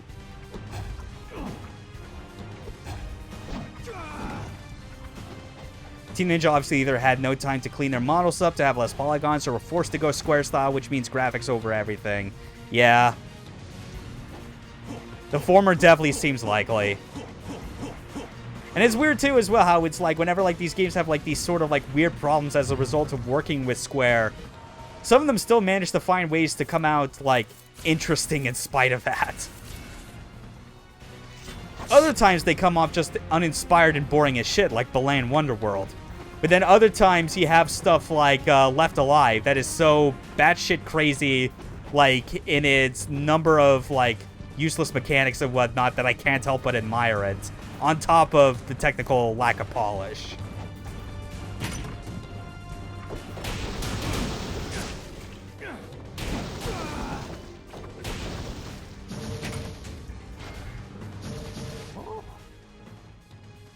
Okay. Next on items, I really don't need to spend essence on any weapons at the moment since they don't matter. Still getting close to the end of this chapter. Doors locked. Figures. Ow, fucker.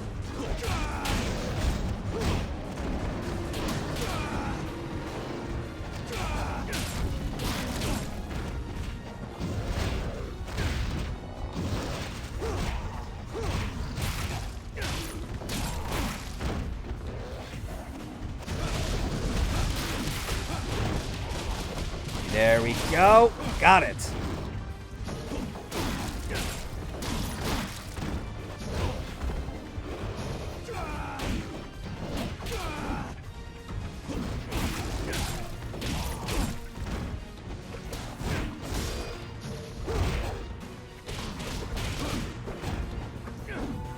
That's better. Now then. Oh, God, I'm so excited once we get to, like, the very end of this chapter, because it is still just... It is one of my top 5 highlights of this entire game. Most impressive. That a puny human like you made it this far is worthy of praise. Hero Tuber Ronin, thanks for the follow. And that counts just going and continuing to go up slower and slower. Or steady, rather. Slower and slower would imply it's exponentially getting worse. Never mind. No. No. No, I refuse to... I refuse to think of Wolf as being anything like that. I only think of Wolf in the context of what if a Shokan from Mortal Kombat fucked a werewolf, and that's what came out.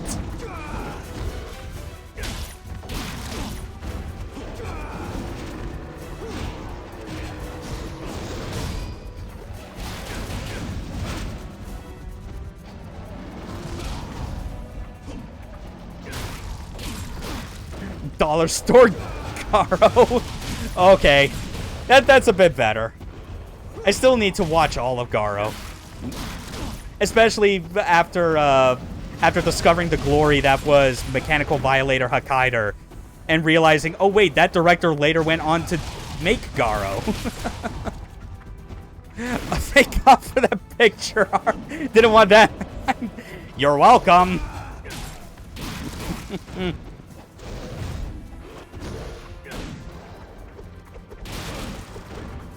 God, just like that particular move, I need to remind myself what the name of this. Okay, it's Fluttering Peacock. It's XX forward Y. Like, really good D-lim rate on that. Holy shit. Anyway, we're trapped in this throne room. What can we do? Just hit a button on the throne that opens a way down into the cellar. How very cartoonishly evil. Like... Like, obviously, I see that, and I just immediately think of the QTE from RE4, where, like, Salazar, like, causes the floor to fall out from under Leon, and you, like, and then you save yourself from, like, hitting the bottom, and he's like, where's the sound of one's own impalement? It's the James Bond or Lupin button. It really is. So cartoonishly evil. You love it. Yeah, seriously, Fluttering Peacock. Just got one of the best for, like, general D-limbs.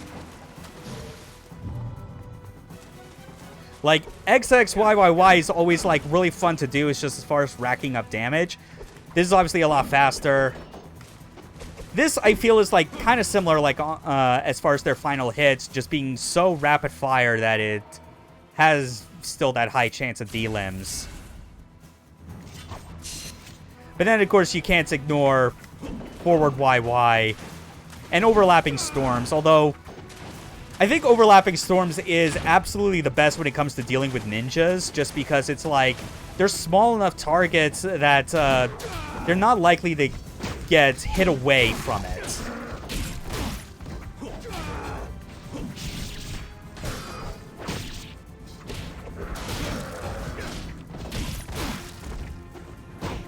Ah, freaking tail grab, get off.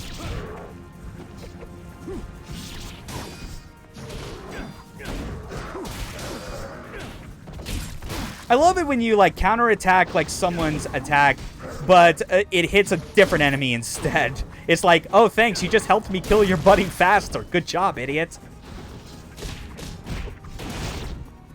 It's a shame you cannot, like, flower garland drop, like, these Gajas, because it's like, barring the tail, it's like their head, like, their upper body is still, like, human torso-sized. It should work.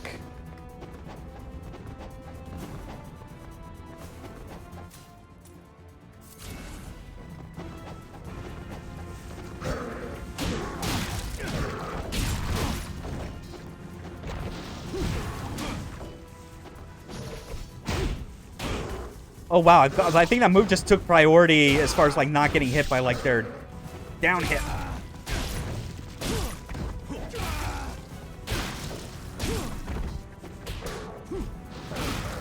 There we go. Yeah, like those two like short combos that have like a forward input. Either starts with forward X or ends with forward Y. Very good for reliable delim rates. Man, I'm actually thinking a bit more now. Once I'm done with this playthrough, which will take a few more streams, I really should try my hand at like doing the survival mode Tonfa challenge in this game again, and see if I can actually get 2 million karma score to earn that gold medal. Because I certainly feel like myself, but improving more and more as like I'm doing this playthrough and like understanding the best moves to use on which enemies with this weapon.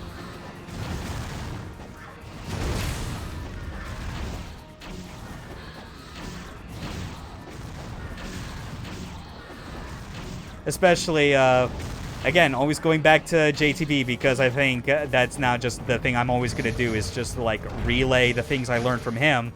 But, getting that Karma Burst multiplier in mission mode is a lot easier to manage if you just focus on doing 360Y, overlapping storms on a bunch of enemies, because it racks up your hit combo so high that it increases the chances of the green essence orbs dropping. And once that's done, it's like I can go back into just killing everything like normal. God damn it, stop disconnecting. At least it's during a cutscene. Behold! Observe closely this human. Do not be deceived by his delicate appearance. That behold should have been gentlemen. Behold! I have 4 arms! Kills everyone in the stadium. Do you wish his blood spilled? Who do you wish to see destroy him? I sincerely hope everything about this Colosseum idea was just 100% born out of Itagaki's brain. He shall be given an honorable... Or if it was like a group effort of coming up with this insane concept, then props to everyone that worked on it.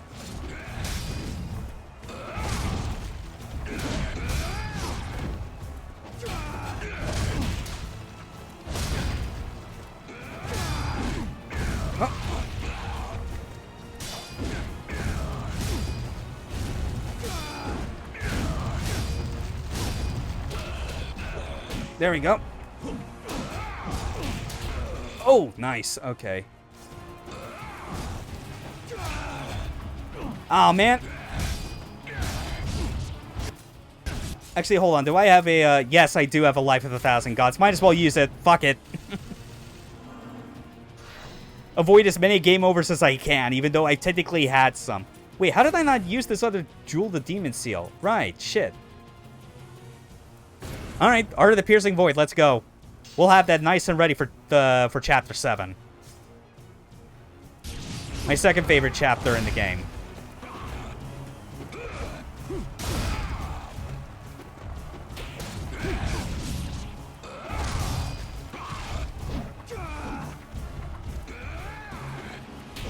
There we go. Wanted to finish with that. Wolf really is, like, the easiest of the greater fiends to fight. As long as... I mean, obviously, they become a real pain if you let them gain any sort of momentum in their attacks. But as far as just stuffing them, I think he's literally, like, just the easiest to take out if you're focusing on, like, the most efficient tactics and weapons. Which I think is kind of funny, considering how much of a showboater he is in wanting to fight a worthy adversary. And no, we're not using the scythe. We're going back to Tonfas. Let's do this. Let's end this chapter with the best carnage possible.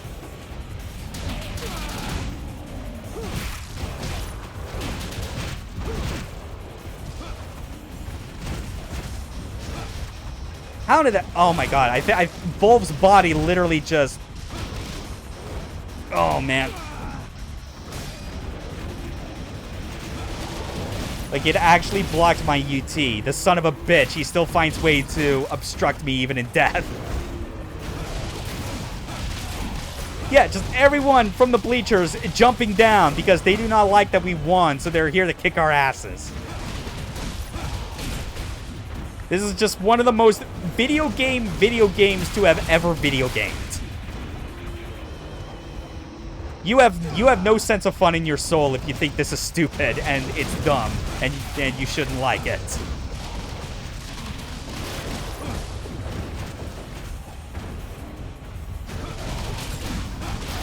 And just keep the chain going. Why the hell not?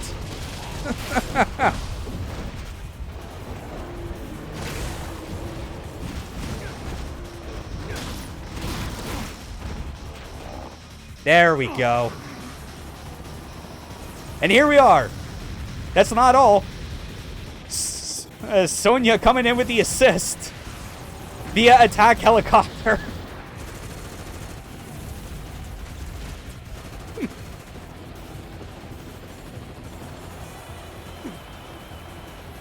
I still maintain Sonya was like a better female sidekick than Rachel was. At least here, like, you see more than one instances, or at least hear of more than one instances of Sonya going around actually doing damage. In fact, we're going to get more of that next chapter, which, oh, chapter 7, that is my second favorite level of the entire game. I cannot wait to just dive right into that. God bless this dumb fucking game. I love it.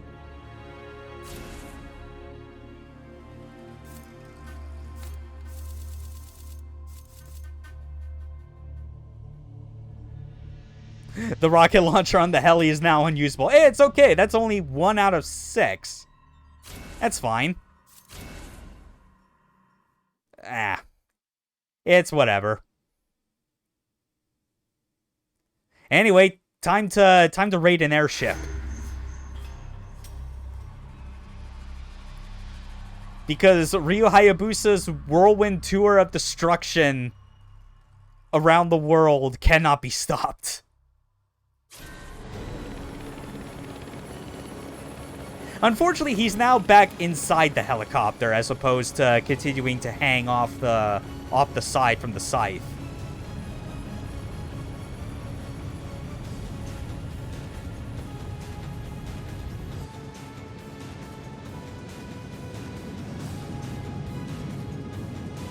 Just, oh man.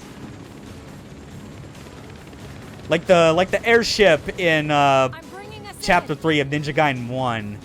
When you're on your way to the Vigour Empire, is like, yeah, that was cool, but it's so quaint compared to this. Granted, I think the airship had the better skybox because of just the cloud and lightning effects that you had across that entire level. But this is just like, you are dropping onto this thing for the express purpose of blowing it all to hell.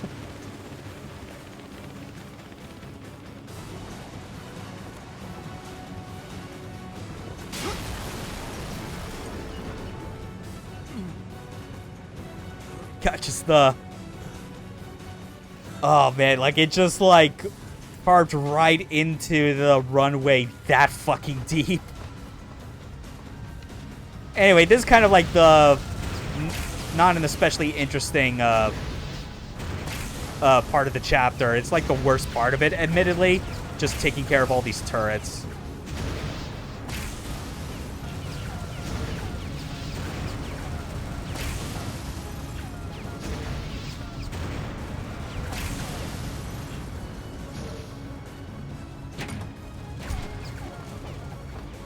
Fortunately, you have, like, these peepholes in the cover to try and help you.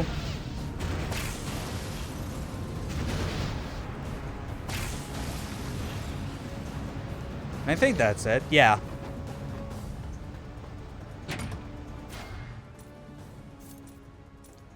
Let's get out some incendiaries for this. It's been a while.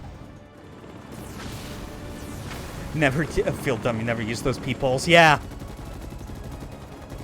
It's weird how, like, the the funny thing about this game is how it's like, yeah, it's primarily like a melee character action game. It's not built to be a shooter. And yet when you go into like the third person aim, like you actually are able to do the same kind of like wall peek trick.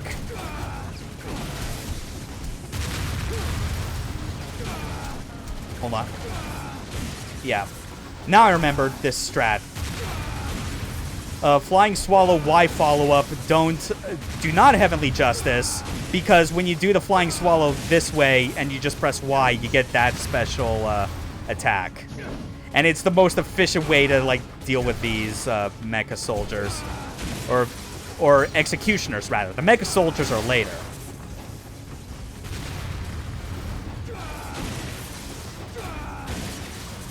But yeah, like, the thing with, like, the way, like, the aiming works... Let's actually, yeah, I'm going to get my bow and arrow just to better show it. But it's something that you've seen that, like, in third-person shooters of the day, which is, like, the ultimate tactic to get around taking, like, unwanted damage. Where it's, like, you do this. And obviously, it's, like, your perspective changes. And see where my dot is pointing. And see how my bow is literally clipping through this wall. Or maybe that wasn't the best. Hold on, actually. Okay, no, maybe that actually was... Okay, I guess it has to be with the peepholes. But the idea is that it's like...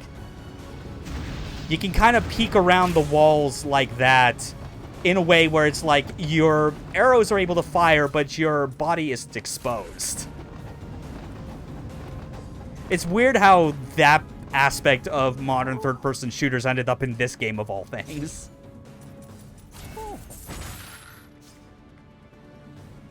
Alright, we're all stocked up.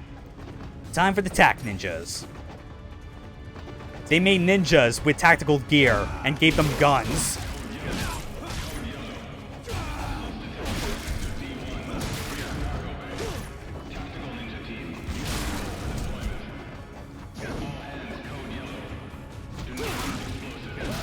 Thank goodness they're very fragile and squishy.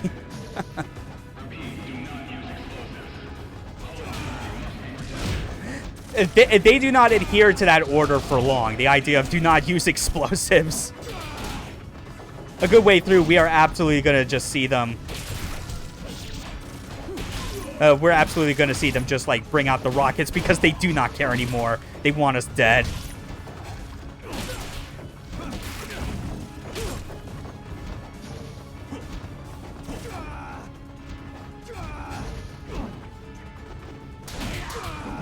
There we go.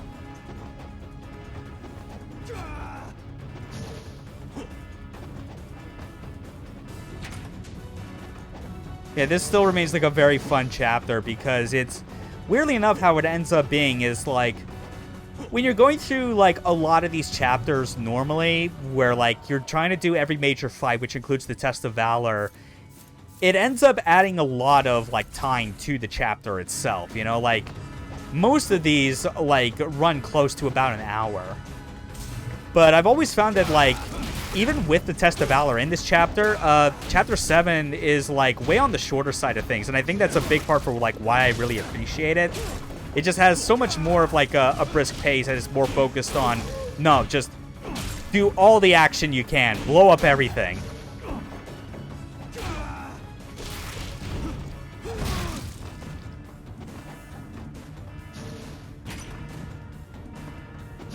Go. So much essence and very little to spend it on. Although I guess maybe like when I get closer to the end and I have like close to the max amount of essence, because I'm pretty sure at this rate I'm probably going to end up very close to it.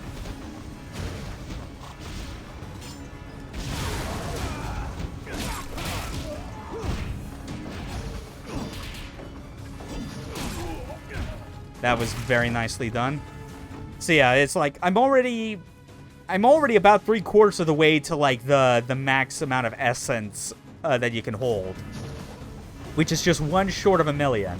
So I think when I'm close to that, or I'm actually at that, I'll just level up the rest of the weapons for fun. but still not actually use them, because that's not the point of this playthrough. I think that, yeah, just as well to, like, just give a reminder to people of, like, oh yeah, the way that the look of the weapons change as they get upgraded, it becomes progressively more and more ridiculous.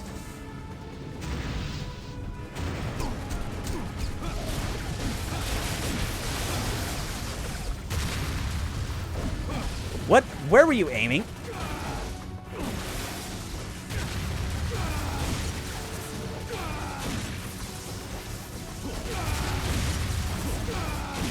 Oh yeah, that's the more efficient way of doing it. Tell that to the wooden katana. Yeah. A, that was in black, and B, it took like 7 upgrades before the wooden katana actually changed its look and became the unlabored flawlessness. Just one of the best, like, God, everything about the wooden katana is just one of those details where I wish they had, like, found a way to include, like, a similar joke weapon in Ninja Gaiden 2. That, like, you just dump an ungodly amount of essence into upgrading.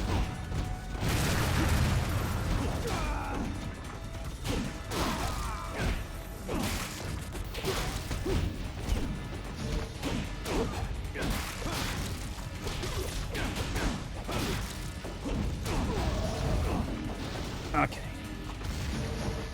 I feel like the only way they could have made, like, a suitable joke weapon, as it were, that would fit with this game is without just doing the wooden sword again into unlabored flawlessness. I think, like, the best solution they could go with is literally just an unarmed moveset for Ryu. And just have it be, like, his moveset that he has in Dead or Alive, you know?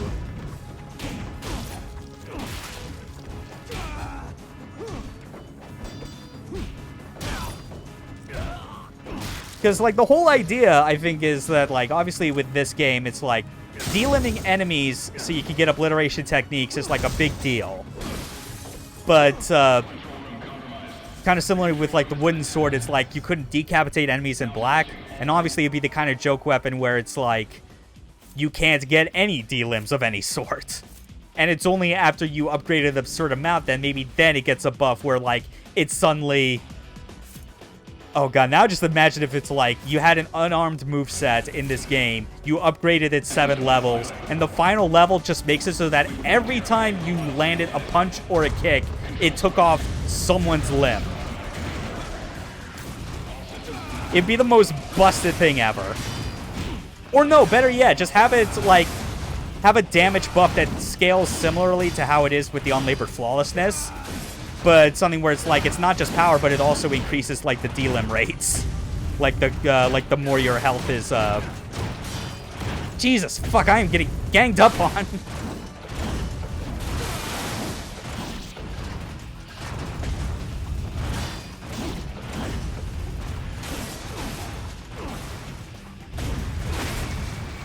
There we go. Holy shit.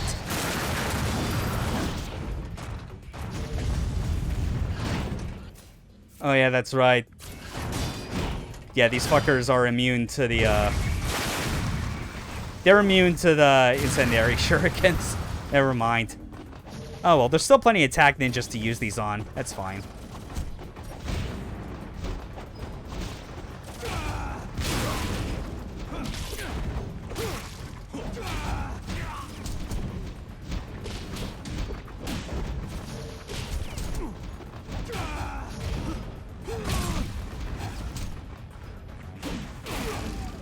Go. Okay, there's one isolate. Let's see if I can get, like, a garland drop loop going.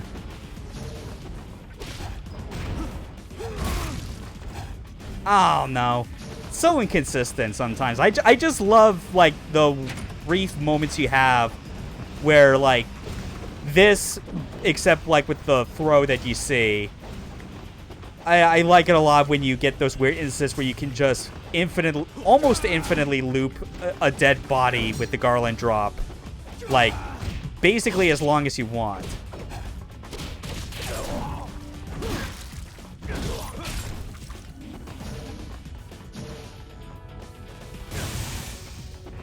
Oh yeah, here's like a secret encounter you can get technically. Just run into the lasers. You get a few extra ninjas on your ass.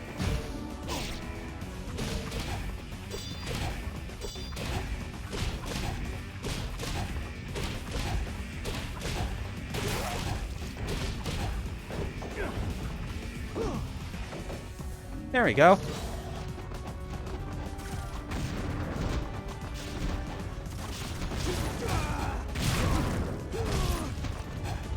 There we... Oh.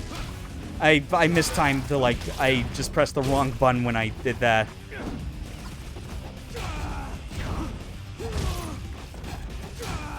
Why do you want extra ninjas when they're not on your side? So you can kill them. It's as easy as that.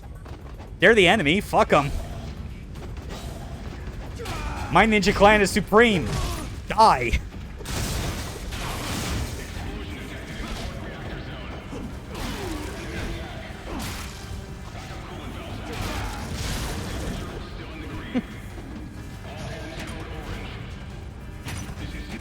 Oh yeah, now we got to switch back to the bow for this.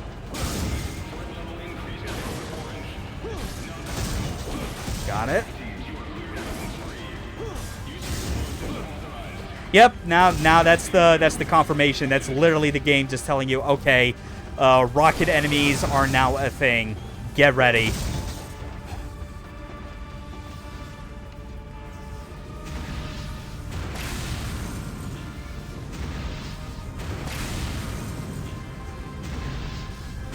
Okay.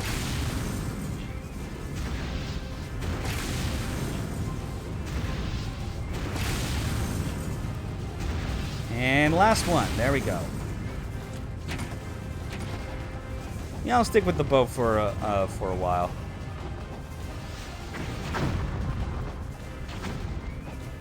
And yes, you can shoot the rockets out of the air with the bow and arrow. There we go.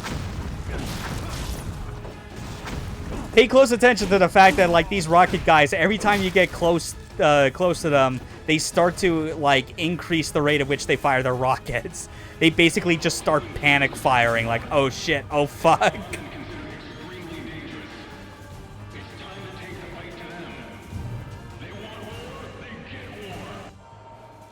Yeah, keep telling yourself that, buddy. Also, Class A ninja? Bitch, please, I'm a Class S.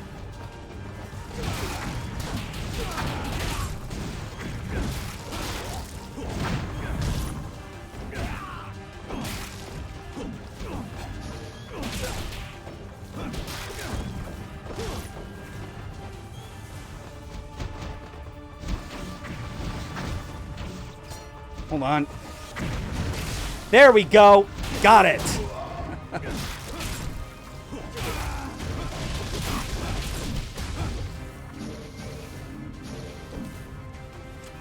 That low arc, you're undervaluing Ryu. No, it's not. It's not that kind of S. The other kind. Unless you meant I should be valuing him at, like, triple S or something. Remember, the S stands for super. Because Ryu is the super ninja. That's his official title. Alright, more silliness with the game's intercom. The latter? Okay, that makes sense. Anyway, listen closely to this.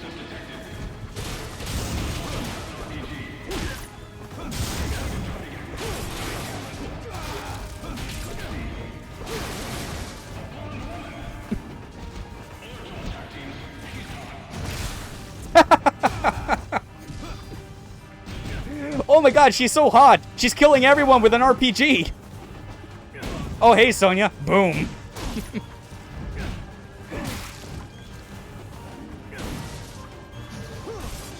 Like, Ninja Gaiden 2 is not a comedy game, but it knows when to sneak in, like, just brief moments of, like, that kind of humor. Like, it serves as, like, a nice bit of levity before just getting back to, like, the absurd, like, carnage and mayhem. Which I guess it's kind of funny in its own right, but, I mean, you know what I mean. It's a different kind of, like, humor that they just mix in. Yeah, they understand clearly. Like one of the anecdotes about this game's development is that the reason they landed on like the design of like this game's levels and like pacing the way that they did is because very early on in the development, they came up with this bunch of design for all kinds of different foes for Ryu to fight, which were like the 4 greater fiends, you know, that had their own different domains and whatnot. So it's like, what is like the easiest justification we can make as far as like why Ryu has to kill these things? And it's like, oh, they're around the world causing havoc, so that means Ryu has to travel around the world to kill them. And that's entirely the reason why we get a bunch of separate levels as opposed to like one like interconnected hub world. Which I know there's plenty of people that still lament that change, but I think like they made it work in this situation. Like seriously, like linear levels in their own concept are like they're not bad. Especially if it's like you want to go out of your way to like completely emphasize the fact that this is an action game and you want to engage with action gameplay at all time. Absolutely. Just fucking go for like a linear gauntlet that just highlights it.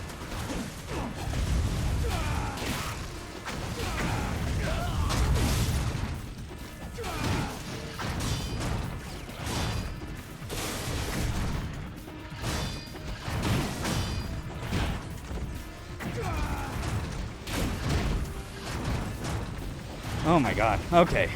Gotta focus now, actually, just because, like, these, not only are the rocky guys a pain, but obviously it's, like, it's very hard to like, get reliable hits in on these, mecha soldiers without, getting murdered yourself.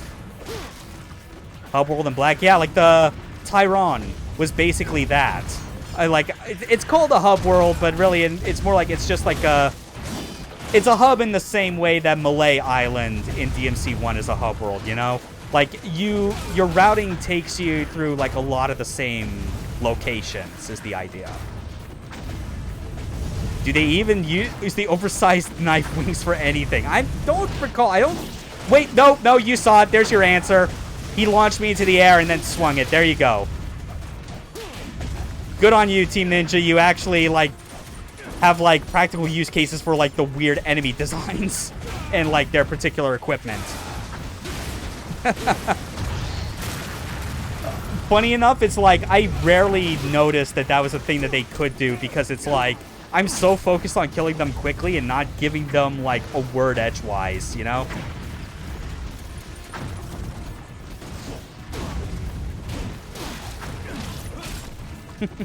Facts have to say, that'd be a dumb design otherwise. Yeah, absolutely.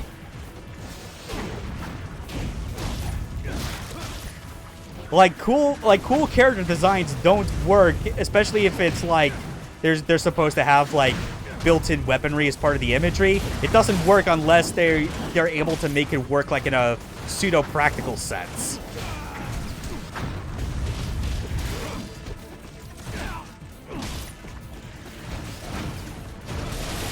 There we go. And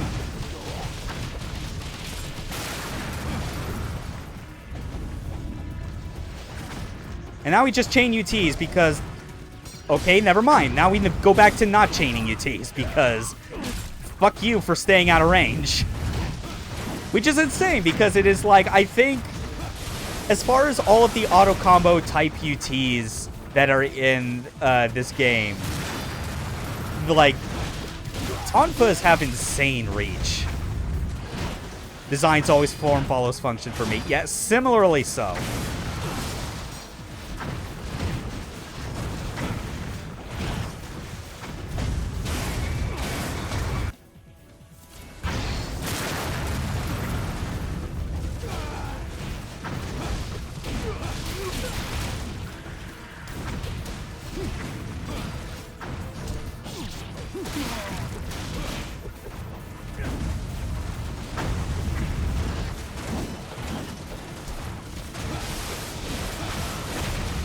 There we go. At least with the ET, it's pretty reliable enough in dealing with those.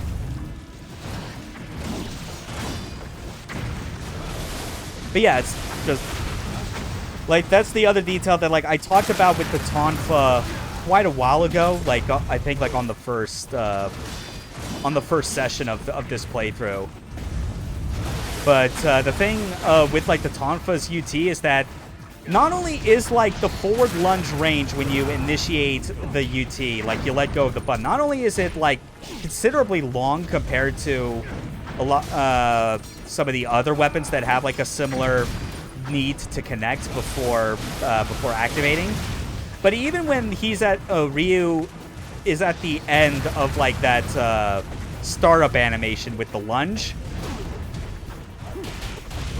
like, what happens is that, like, he leaves the Tonfa spinning for about half a second, and in doing so, like, any enemy that runs into them, even if it's at the last possible frame when they're spinning and are active, like, you still have a hitbox that is connected to those, and if anyone just runs into them, however late it is, the UT will follow.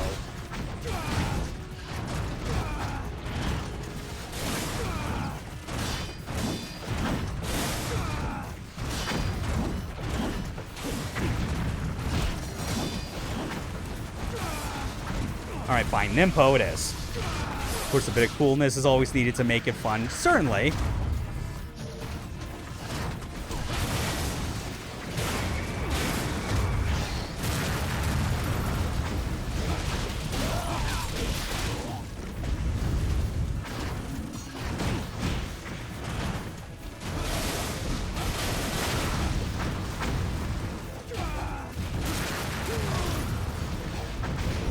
There we go. I love doing that to, like, chain the freaking flower garland drops. It's so fun. There we go.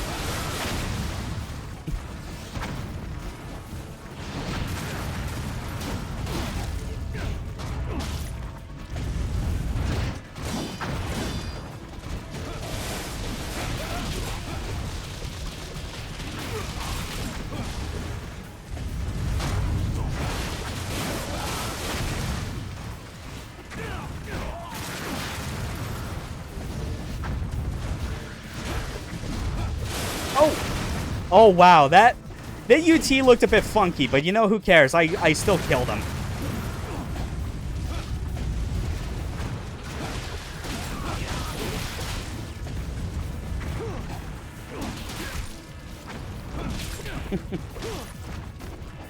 Yeah, Tonfas are still doing me pretty well, even with a lot of it just being, like, UT chains.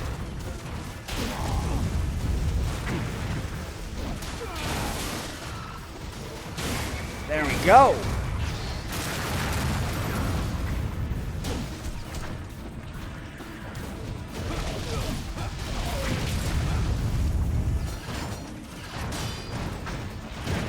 Ah, damn it. Motherfucker just knocked me out of it. Okay.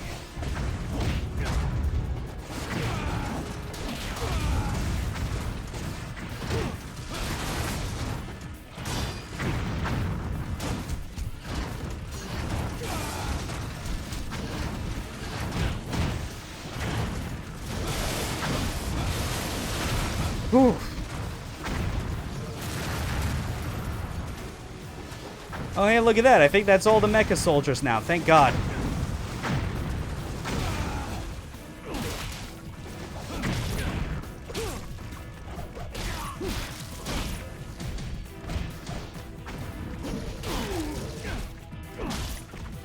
That's not bad. I mean, all it really took was just us using up the rest of our grains of spiritual life. Oh! Oh, man, I screwed it up. Whatever. Just added insult to injury of doing, like, a second flower garland drop on like, a dead body. Ryu has no chill. And that's another... Oh, I actually had another Lives of the Thousand Gods. I completely forgot. Ah, who cares? We'll probably use it later, maybe during the boss fight at the end. Okay, so next is Art of the Inferno. We're always saving Art of the Flame Phoenix for last because it is a useless fucking... absolutely useless Nimpo. It is so much worse than the Flame Wheels. I cannot believe that that's what they thought to replace it with. It's so bad.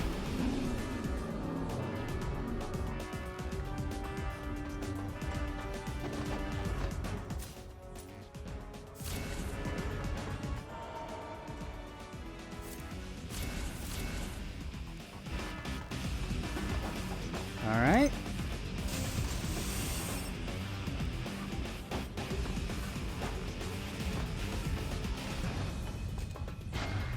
More incendiary shurikens.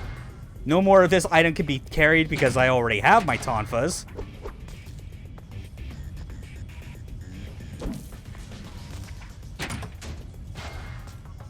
And I got a grains of spiritual life back. Thank God.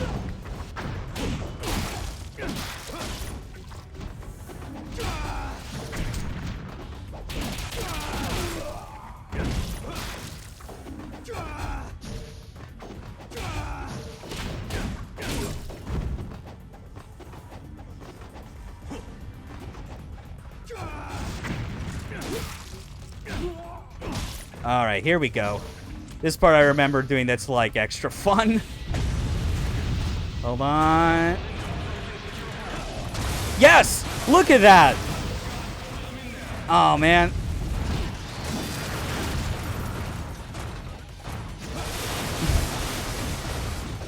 Are you... I'm doing very good. How about you? I take it it's going well similarly?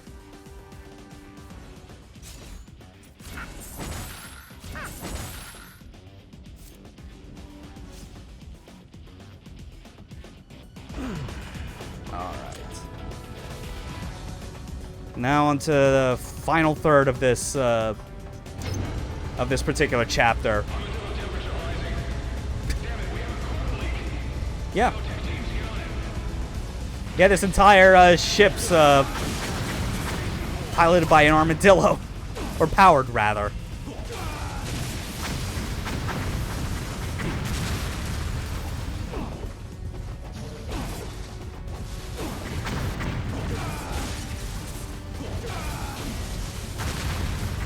There we go. Where's the other? There you are.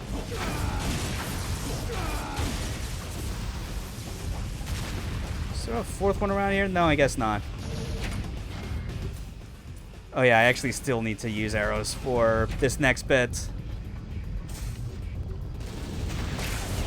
Oh, right, it has to be UTs for it to work.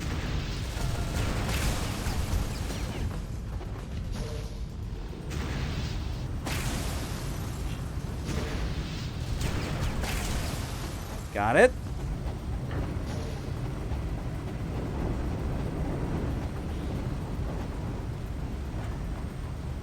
I'm feeling pretty good just like going through all these chapters we've done today, like because the first two sessions I kept it very short due to like various issues I was dealing on the tech side of things. But depending on how I'm feeling, I don't know, I may or may not like go straight into like the next chapter or after this if I can help it.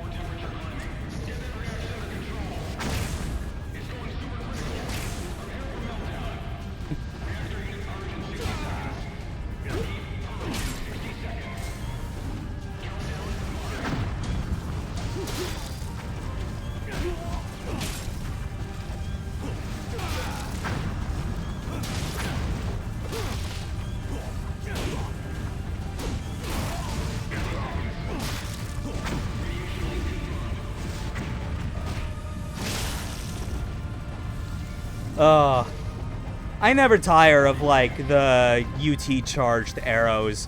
Because I think what makes it great is that it's, like, obviously, like, there are archers late in the game and all over the place on Master Ninja where it's, like, their arrows are explosive tipped. And they are, like, awful to deal with.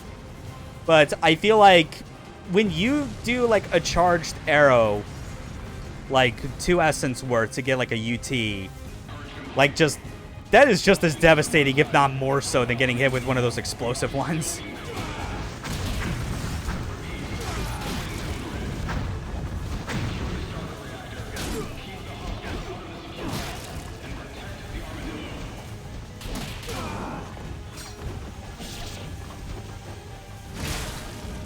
Yeah, look at that. It's just like they just explode so hard. Because at least with, like, the Essence Technique version, it's like, it just takes off a limb.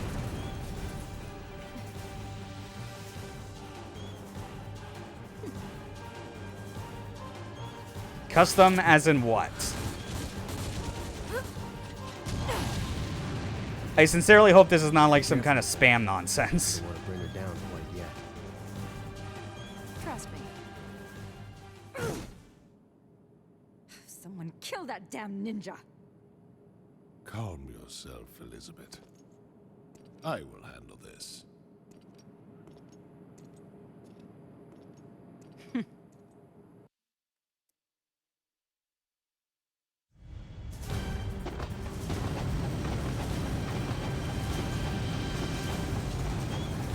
Alright. Good to see Sonya's still alive and continuing to just blow everything up with a trusty rocket launcher.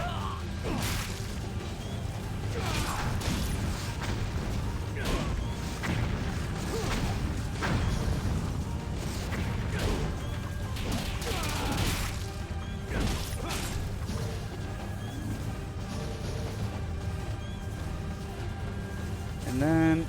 okay. Yeah, just do another one. Why not? Oh, man, it was just off-center.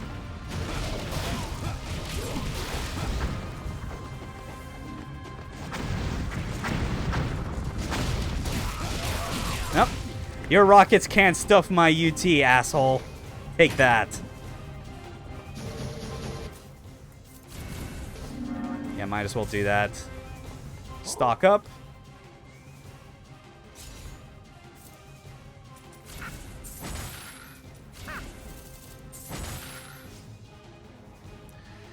Okay. And... yeah, incendiaries for this, although I'm... oh, wait, no, I still need the bow out. That's right, there's still some turrets.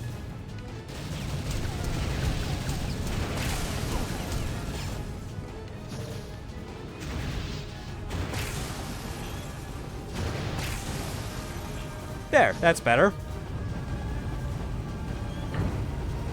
Yeah, it's the sort of thing where it's like, I'm only like just a little over 2 hours into streaming right now. I may or may not have the energy to like do Chapter 8 after this. I'm not sure. Actually, see, that's the thing, because I know Chapter 8 is longer than this, and I know that's when they introduce, like, the Gatling rocket launcher enemies. Which, kind of no matter the difficulty, yeah, they're real mean motherfuckers. That's for sure. Yeah, I think I might actually just... yeah, I think I'll actually, like, stop after this particular chapter is done. Young one, how many times will you stand in our way? Like, this game is great, but I don't necessarily have, like, the endurance or blood pressure to kind of handle doing it for, like, marathon sessions, you know?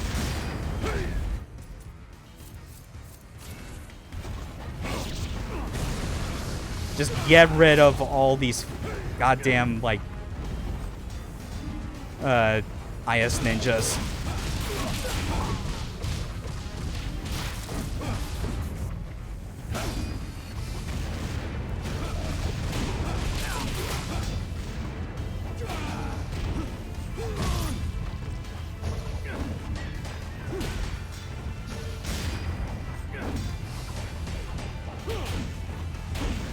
Alright. Ah, damn it.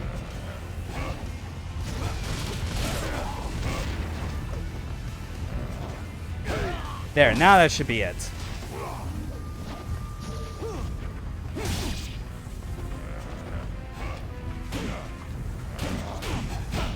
Ow. Okay, no, I'm... Lives of the Thousand Gods. Keep that health upgrade going. Probably gonna drop it to bed again after the chapter. Cove really kills your energy. Yeah, I bet. I mean, fortunately, I think, yeah, that'll definitely sort of, I want to, like, just end once, like, this chapter's done. There we go. You see that, see those iframes? That's what I'm talking about.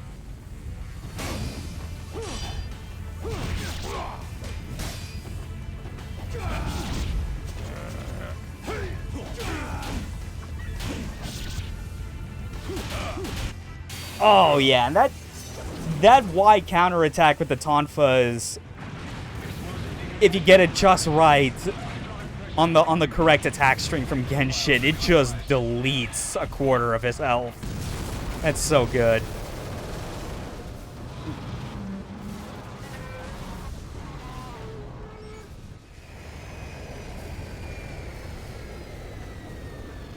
Okay.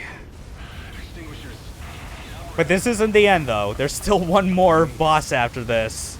It's pretty infamous. But not before making a very cool, daring escape from this airship.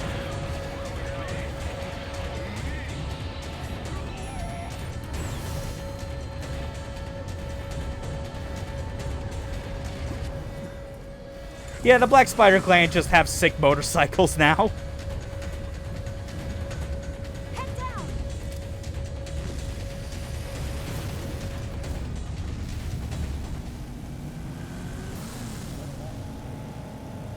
Ninja Gaiden 2, ladies and gentlemen. Oh yeah, yeah. They don't care at all. They're badasses. Like Sonya's like as I said, this is the most damage Sonya arguably does, like throughout like the entire game, and it's the sort of thing where I only wish that like she was present more in like the other chapters as much as this. Anyway, time to fight a giant nuclear armadillo.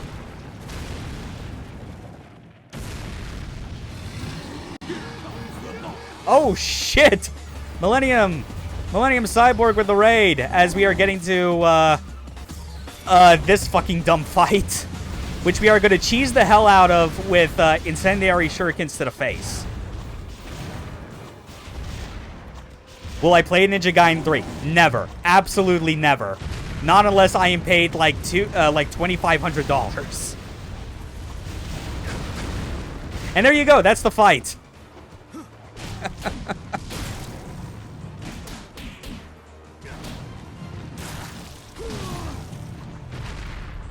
Oh yeah, and most important, hold the block button. Poor tortoise. Yeah. Again, technically an armadillo. I don't think a tortoise's shell can quite roll up to that degree. I'm okay. But seriously, like, I cannot emphasize enough. For anyone who may still be, like, uninitiated to, like, what, to, like, the things that this game in particular pulls. That boss that I just defeated has a suicide move which causes an explosion so huge and so damaging that if you do not block, it instantly kills you and you have to do the fight all over again. Don't know how often I died to that dumb explosion, not realizing you could block. Yeah. The thing I always say about it, though, is, like, the game kind of subtly tells you that you can block explosions, like, throughout the game. And in this particular, in that particular chapter, you're dealing with a lot of enemies that explode upon death. And you can block those explosions for no damage. Like, they guard break, but you still survive it, which is the important part. Anyway, actually, hold on, I was... you know what, screw it, I'll just, like, give, like, a preview of, like, this, or not a preview, actually, because I'm just going to go straight to the, I'm gonna exit right now. True it does, but who in their right mind would think to block a nuclear explosion? People who aren't ninjas. That's it. You need to get in the mindset of Ryu Hayabusa. That's the important part. So that's the chapter 7 completed. That's 3 done. Actually, I was initially thinking that I was going to load up mission mode and like just take a shot at the survival, but fuck it. I'm actually gonna load up like my Master Ninja playthrough that I was doing. And show what that's like. Especially with Tonfas.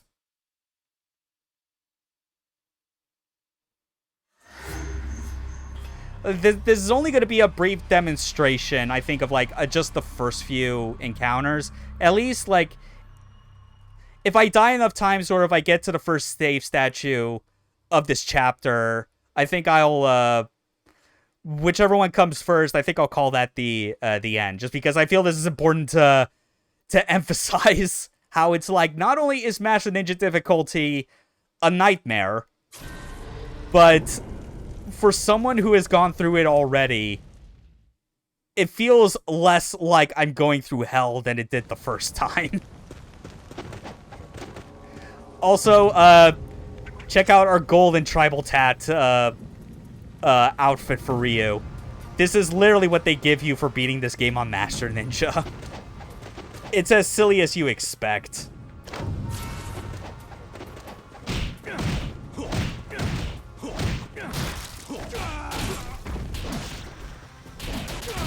Yep.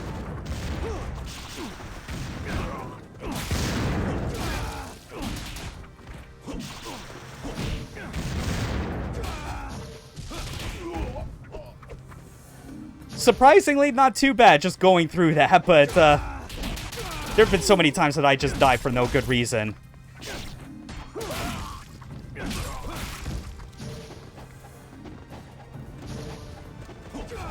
But yeah, it's just, I have no idea how I've been managing to, like, get, because, like, I started, like, a playthrough of this again last night on Master Ninja.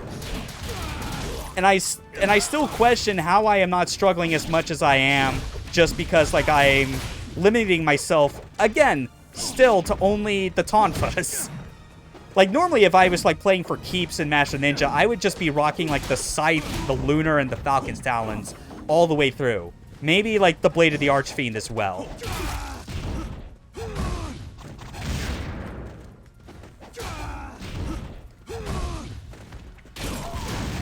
But yeah, as it turns out, just Tonfa only. Like, a single weapon only, if you know how it works. Still totally fine.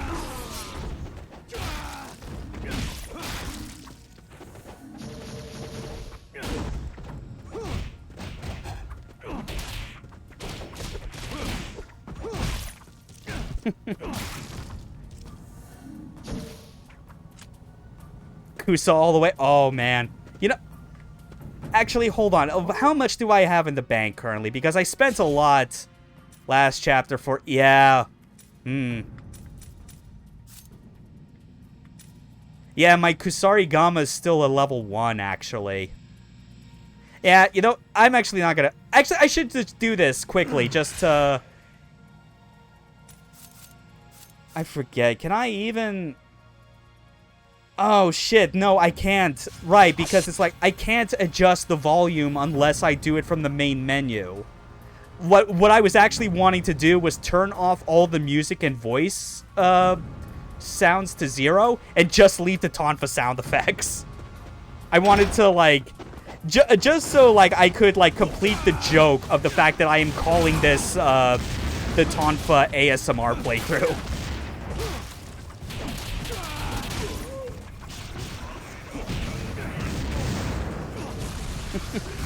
But yeah, Kusari Gama is really good, and I gotta learn a bit more how to, like, actually, like, properly utilize it. Because I really do like the whole, like, concept that it has behind it, where it is, like, it has both the shortest and widest range, depending on just, like, what you need at the moment. But it's obviously so hard to control effectively. It's what I like to call, like, Trick Weapon 1, and Tonfas are Trick Weapon 2. Oh, fuck.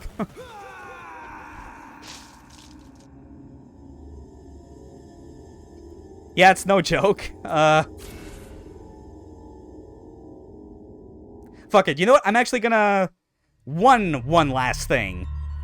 I'm going to briefly just turn off all the music, turn off all the voices, and then just leave the sound effects on. Kusa's a bit weird at first, but when you get to know more, you're thinking, okay, I am invincible now. Yeah. That's definitely like a general vibe that you get a lot with, like, some of the weapons that aren't so simple and full of power. Like, stuff like the scythe, obviously, is like, that's probably like the easiest weapon to wrap your head around. Like, it's relatively the slowest, but it's still the hardest hitting. Anyway, let's just go back through, Oh yeah, I never did finish this one on the Master Ninja difficulty. Or did I? Wait, no, that's right. Yeah, because, this symbol is when you beat it on Acolyte. For some reason, this was the only mission in this mode that I had the patience to get through on Master Ninja back in the day. All the tag ninjas, but that has the worms. Ruler of Lightning, Storms, Flame, Blood, Ninja Overlord. All the feats of the Coliseum. Yeah, we'll do mission 9.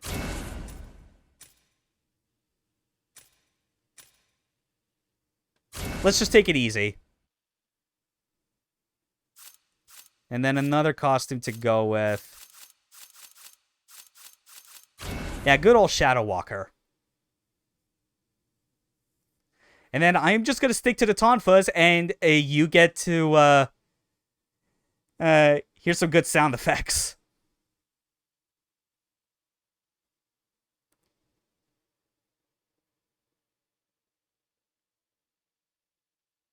Once it finishes loading.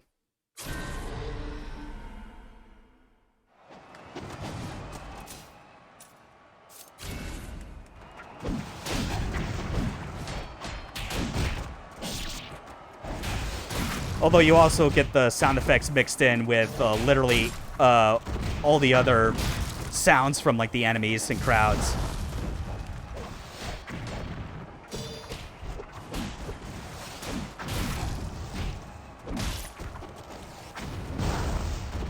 Oh, damn it. Come on. Come on.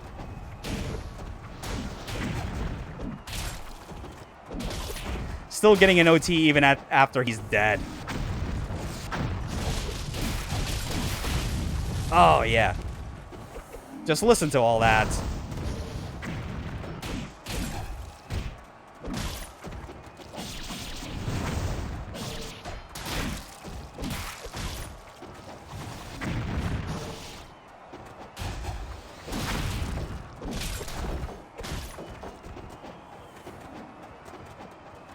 It may or may not sound as exciting right now just because there's no music, but and just listen to these.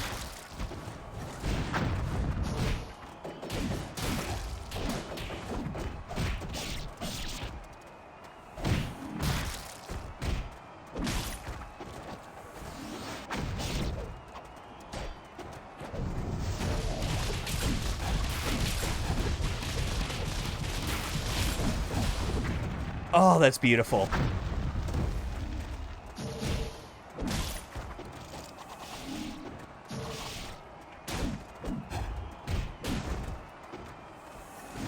Oh yeah, that's right. I've not been getting the karma burst out of this. Doing a pretty bad job, but then again, it's like I always had a hard time controlling how to like manipulate the green essence to drop out of it. Oh, but never mind. There's some right there.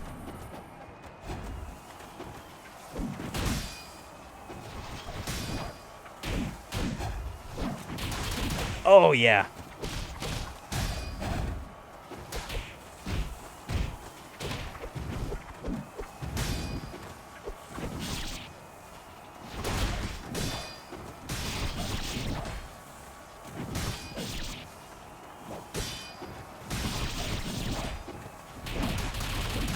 Look at that damage.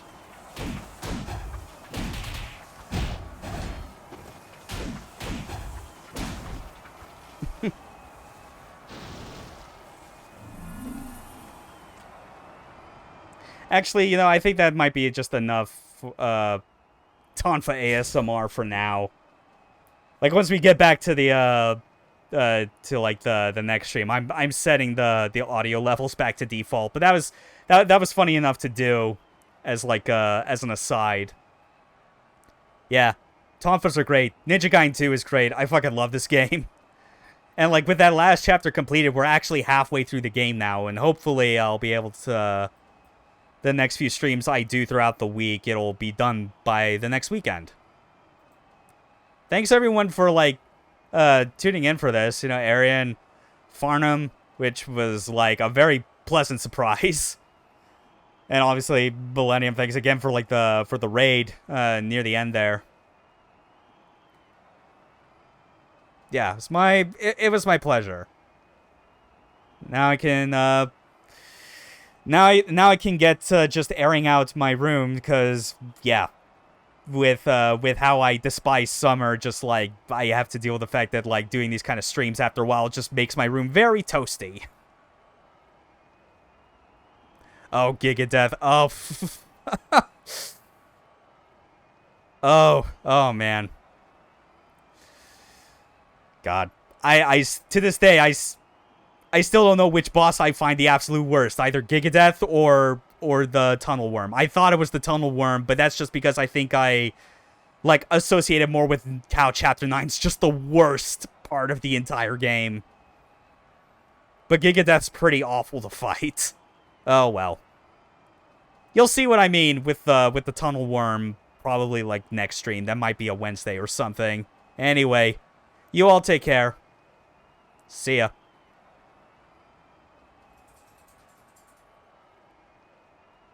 Game